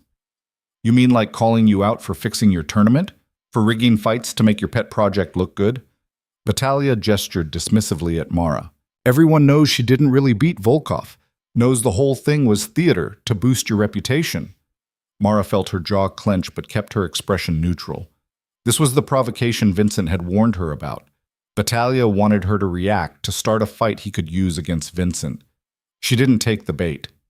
You're drunk or delusional, Vincent said flatly. Either way, you're disrupting my business. Leave now, and we'll forget this happened. Stay, and I'll have you removed. You'll have me removed? Battaglia laughed. With what? Your broken waitress and the muscle you've got standing around pretending to be tough? I brought 8 men, Vincent. How many do you have in the building right now who'd actually fight for you?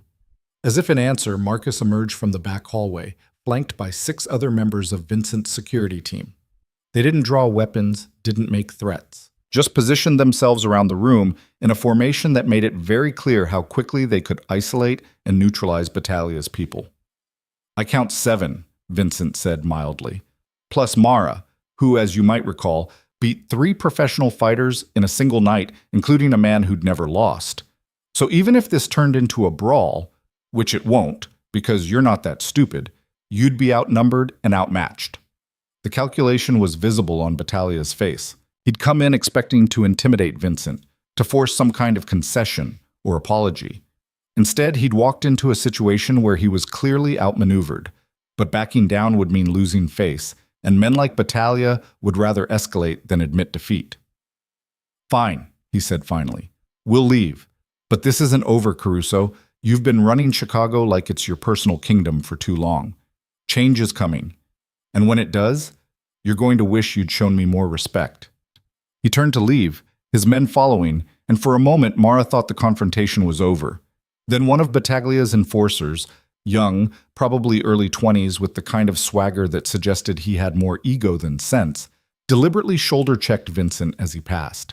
It was a stupid, juvenile move, the kind of disrespect that required response, or it set a precedent that Vincent could be touched without consequences.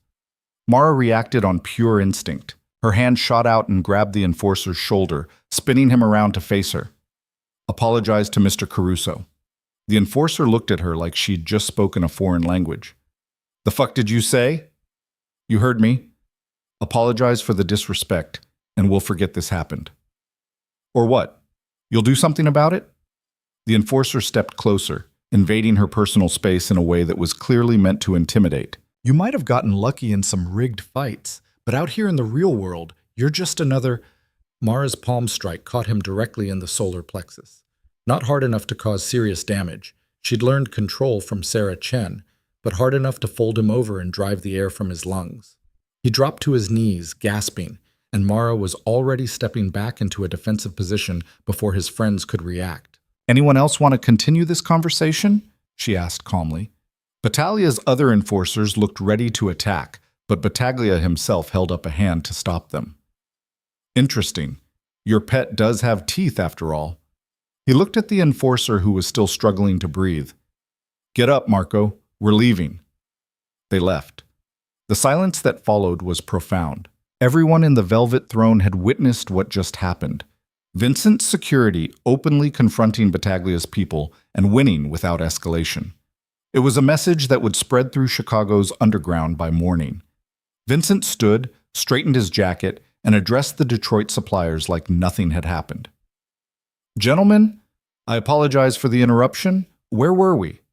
The meeting continued, but Mara's mind was racing. She just assaulted one of Battaglia's men in public, potentially started something that would escalate into exactly the kind of war Vincent had been trying to avoid. After the suppliers left, Vincent called Mara into his office. That was either the smartest thing you've done or the stupidest, he said without preamble. I can't decide which. He disrespected you, in your place.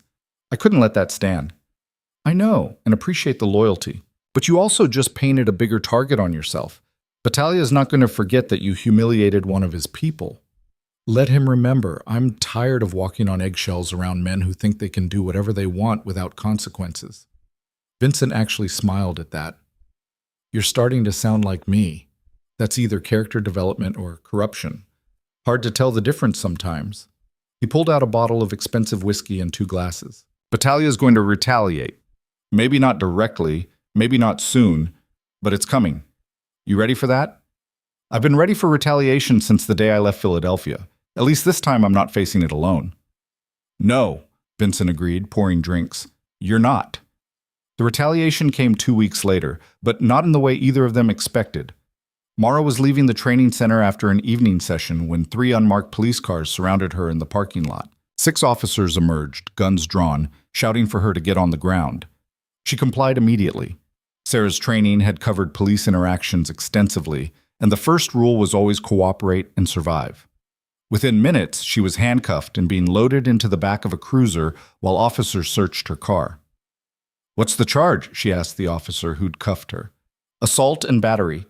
Witness says you attacked him unprovoked at a nightclub 2 weeks ago. Put him in the hospital with internal injuries." Marco, Battaglia's enforcer. The kid she'd palm-struck in the solar plexus. Apparently he'd decided to file charges, probably at Battaglia's instruction. At the police station, Mara exercised her right to remain silent and requested a lawyer. The one who showed up an hour later was a woman in an expensive suit who introduced herself as Jennifer Wu and said she represented Vincent Caruso's interests. "This is a setup," Jennifer explained after reviewing the charges. "The alleged victim, Marco Santini, filed a report claiming you attacked him without provocation, causing injuries that required hospitalization. He's got medical records showing bruised ribs, difficulty breathing, and documentation of treatment. On paper, it's a solid assault case." He shoulder-checked Vincent. "I defended my client. There were 50 witnesses, none of whom will testify to that version of events if they're smart. Battaglia's been talking to people, making it clear that supporting your story would be unhealthy for their futures." Jennifer tapped her pen against the notepad. "The good news is, this is clearly retaliation for a business dispute, and the prosecution knows it. They're not enthusiastic about moving forward. The bad news is, Battaglia's got connections, and those connections are pressuring them to make an example." "So what do we do?" "We negotiate. You plead down to a misdemeanor, pay a fine, promise to stay away from Marco Santini, and this goes away. It's not justice, but it's pragmatic." Mara wanted to fight it, wanted to stand on principle and force Battaglia to prove his lies in court. But Jennifer was right about the witnesses. Nobody would risk Battaglia's retaliation to defend her. And a trial meant publicity, meant dragging Vincent into a legal mess he didn't need. "Fine," she said. "Negotiate the plea. But I want something in return." "Such as?" "Restraining order against Battaglia and his people. If I'm staying away from Santini, they stay away from me. Mutual distance." Jennifer nodded. "I can work with that. Sit tight, don't say anything to anyone, and let me handle this." The plea deal was finalized within 48 hours. Mara pled guilty to misdemeanor assault, paid a $5,000 fine, and accepted a restraining order that went both ways. She stayed away from Battaglia's operations. He stayed away from her. Vincent's lawyers had somehow managed to make it mutual, despite her being the one with the criminal conviction. When she was released, Vincent was waiting outside the police station in his usual black suit, looking calm despite the fact that his head of security had just acquired a criminal record. "Well," he said as she climbed into the waiting SUV, "that was expensive and annoying, but it could have been worse." "I'm sorry. I should have controlled my temper better." "Probably. But in a weird way, this worked out in our favor. Battaglia played his hand, showed that he's willing to use the legal system as a weapon, and all he got was a misdemeanor conviction and a restraining order that limits his own movements as much as yours. Meanwhile, everyone in our world knows why this really happened, knows he went crying to the cops instead of handling things like a man. That's not a good look for him." Mara settled into the leather seat, exhaustion finally catching up with her. "What happens now?" "Now you finish your training, take your final certifications, and start working as a full member of my security team. The criminal record actually helps in some ways, makes you look more legitimate, less like someone playing dress-up." Vincent glanced at her. "Unless you want out. The conviction gives you an excuse to walk away, start fresh somewhere else. I wouldn't blame you." "I'm not walking away. I'm done running, remember?"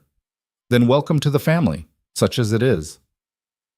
The next 6 months passed quickly.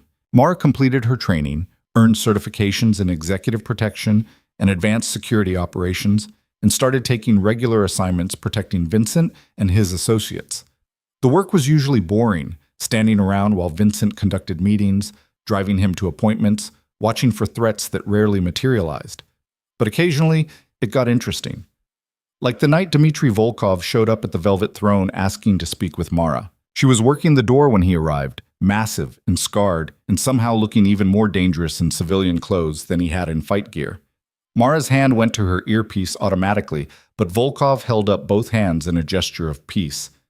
"I'm not here for trouble," he said in his heavy accent. "I come to talk. 5 minutes of your time, yes?" Mara studied his face, looking for signs of deception or violence, and found only what looked like genuine curiosity. 5 minutes. But we stay in public, and if you make any moves I don't like, this conversation ends. Fair. They sat at the bar, Volkov looking absurdly large on the normal-sized stool. He ordered vodka, straight. Mara stuck with water. I have thought about our fight many times since that night, Volkov said after taking a sip of his drink. How you survived when you should not have. How you found victory when every advantage was mine. It bothers me, this thing. Keeps me awake sometimes, trying to understand. Understand what? How you were not afraid. I have fought many people, men twice your size, professional soldiers, criminals who kill without hesitation. All of them showed fear when they faced me, but you, he shook his head. You were afraid, yes. I could see it, but you fought anyway, chose courage over safety. This is a rare thing. Mara considered his words. I was terrified. Every second of that fight I thought you were going to kill me, but I'd spent 18 months being afraid, running from things I couldn't face. I was tired of it. So yeah, I chose to fight despite the fear. Didn't seem like much of a choice at the time. Was greatest choice of all. This is what separates warriors from fighters. Fighters need confidence, need to believe they will win. Warriors fight because fighting is necessary, win or lose. Volkov finished his vodka and signaled for another. I came to tell you this. You have my respect. And in my world, respect is not given lightly. Why does it matter? Why come all this way just to say that? Because respect between warriors is a sacred thing. Because I want you to know that if you ever need help, real help, life or death help, you call me. I will come. This is debt I owe for the lesson you taught me. What lesson? Volkov smiled, and for the first time Mara saw something human beneath the monster exterior. That size and strength are not everything. That courage and skill can overcome advantage. That I am not invincible, no matter what my reputation says. He stood, leaving cash on the bar for both drinks. Stay dangerous, Mara Kincaid. World needs more warriors like you. Then he left, disappearing into the Chicago night, and Mara sat at the bar trying to process the fact that one of the most dangerous men she'd ever faced had just offered his friendship. The final piece fell into place 9 months after the tournament. Mara was protecting Vincent during a meeting with associates from New York when she recognized one of the men in their entourage. Not immediately. He'd changed his appearance, lost weight, grown a beard, but the eyes were unmistakable. Anton Fedorov. He recognized her at the same moment, and something passed between them. Not hostility, exactly. More like mutual acknowledgement of shared history. After the meeting, Fedorov approached her while Vincent was distracted with other business.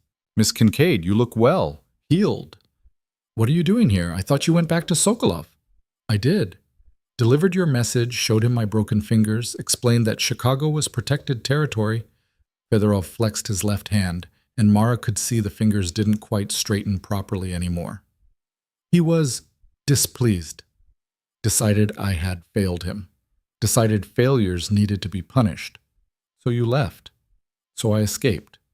Barely. Came to New York, offered my services to people who appreciated my skills more than my former employer did. Fedorov's expression was unreadable. I owe you a debt, Miss Kincaid. You could have killed me that night. Probably should have. But you chose mercy. That choice saved my life. Gave me time to see what Sokolov had become. To understand that working for him was death sentence either way. I didn't do it for you. I did it for myself. Because I was tired of being the person who killed. I know. But result is same. You gave me chance at different life, and I took it. So now I repay debt. Sokolov is dead. The words took a moment to register. What? Sokolov is dead. Killed 3 weeks ago in Philadelphia by rival organization. His empire is being divided among various parties. His fighters scattered, his operations shut down. The bounty on your head, all bounties he issued, are void. You are free, Miss Kincaid. Completely, finally free. Mara felt something loosen in her chest. A tension she'd been carrying for so long she'd forgotten it was there. Viktor Sokolov was dead. The man who'd controlled her, who'd turned her into a weapon, who'd haunted her dreams for 18 months, gone. How? she managed. Does it matter? He made enemies. Many enemies. Eventually, one of them succeeded where others failed. Fedorov glanced toward where Vincent was concluding his business. I thought you should know. Thought you deserved to hear it from someone who understood what his death means for you. Thank you. Fedorov nodded and turned to leave, then paused. The woman from Croatia. The one you injured in the underground fight. I heard she received anonymous donation, large enough to cover her care for years. Was that you? Mara didn't answer. Thought so. Is good thing you did. Cannot undo damage, but shows you are trying to be better person than circumstances forced you to become. This too is rare. Fedorov offered his hand, and after a moment's hesitation, Mara shook it. Perhaps we will meet again someday, Miss Kincaid, under better circumstances. Perhaps. That night, Mara stood on the roof of her apartment building, not the shabby studio she'd lived in when she first arrived, but a nicer place Vincent had helped her find in a better neighborhood, and looked out over Chicago. The city sprawled beneath her, lights stretching to the horizon, millions of lives being lived in the spaces between buildings and streets. She'd come here 18 months ago with nothing. No money, no identity, no future except hiding and running and hoping to stay invisible long enough to survive. Now she had a career, a home, people who depended on her and whom she could depend on in return. She had skills that were valued, respect that was earned, and freedom that had been bought with blood and pain and choices that still kept her awake some nights. Viktor Sokolov was dead. Battaglia was neutralized. The tournament victory had become legend in Chicago's underground, her name spoken with equal parts fear and respect. She'd survived everything that should have destroyed her and come out stronger on the other side. But more than that, she'd found something she hadn't expected to find. She'd found herself. Not the fighter Sokolov had created. Not the victim who'd fled Philadelphia in the night. Not the waitress hiding from her past. But someone new. Someone who could face danger without flinching, who could choose mercy over vengeance, who could build a life on her own terms instead of accepting whatever circumstances dealt her. The rooftop door opened behind her, and Vincent emerged carrying 2 cups of coffee. He'd started showing up at her apartment occasionally, not romantically, just checking in, making sure she was adjusting to her new life. It was the closest thing to friendship either of them seemed capable of. Fedorov told you about Sokolov, he said, handing her one of the cups. It wasn't a question. Yeah, it seems wrong to be happy about someone's death, but I won't pretend I'm not relieved. Oh, relieved is fine. Human, even. Vincent sipped his coffee, looking out at the city. You know what this means, right? With Sokolov gone, you could leave. Start over somewhere else. Use your tournament winnings to build whatever life you wanted. You're not obligated to stay here, work for me, keep doing security. Mara considered that. She had options now, real options. Could go anywhere, do anything, become whoever she wanted to be. I'm staying, she said. Chicago's home now. This life, complicated and dangerous as it is, it's mine. I built it. I'm not walking away from it. Vincent smiled. Good, because I've been thinking about expanding operations, opening another club, maybe 2. Need someone I trust to handle security for the new locations. Someone who understands the business, can handle threats, won't fold under pressure. Pays $90,000 a year plus bonuses. Interested? That's a promotion. That's recognition of value. You've proven yourself a dozen times over. Time to start treating you like the asset you are instead of the refugee you were. Vincent finished his coffee and set the cup on the roof's edge. Think about it. Let me know next week. No pressure. He left, and Mara stood alone on the roof with the city spread out below her and possibilities stretching into the future like roads she hadn't traveled yet. 3 years ago, she'd been Mara Kincaid, rising MMA fighter with championship aspirations and a future that looked limitless. 18 months ago, she'd been nobody, hiding under a fake name, working for minimum wage, hoping to survive long enough to figure out what came next. Tonight, she was Mara Kincaid again, but different, stronger. Not because she'd never been broken, but because she'd put herself back together with materials harder than what she'd started with. She pulled out her phone and sent Vincent a text. I accept. When do I start?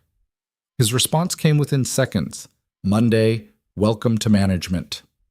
Mara looked out at Chicago one more time, Her city now, for better or worse, and smiled. She'd stopped running, planted roots, built something that was hers, and she'd done it all on her own terms. The scared waitress who'd spilled drinks on a crime boss was gone, replaced by a woman who fought her way from survival to power and refused to apologize for either. Somewhere in the distance, the sun was starting to rise. A new day, a new beginning. Mara Kincaid was ready for whatever came next.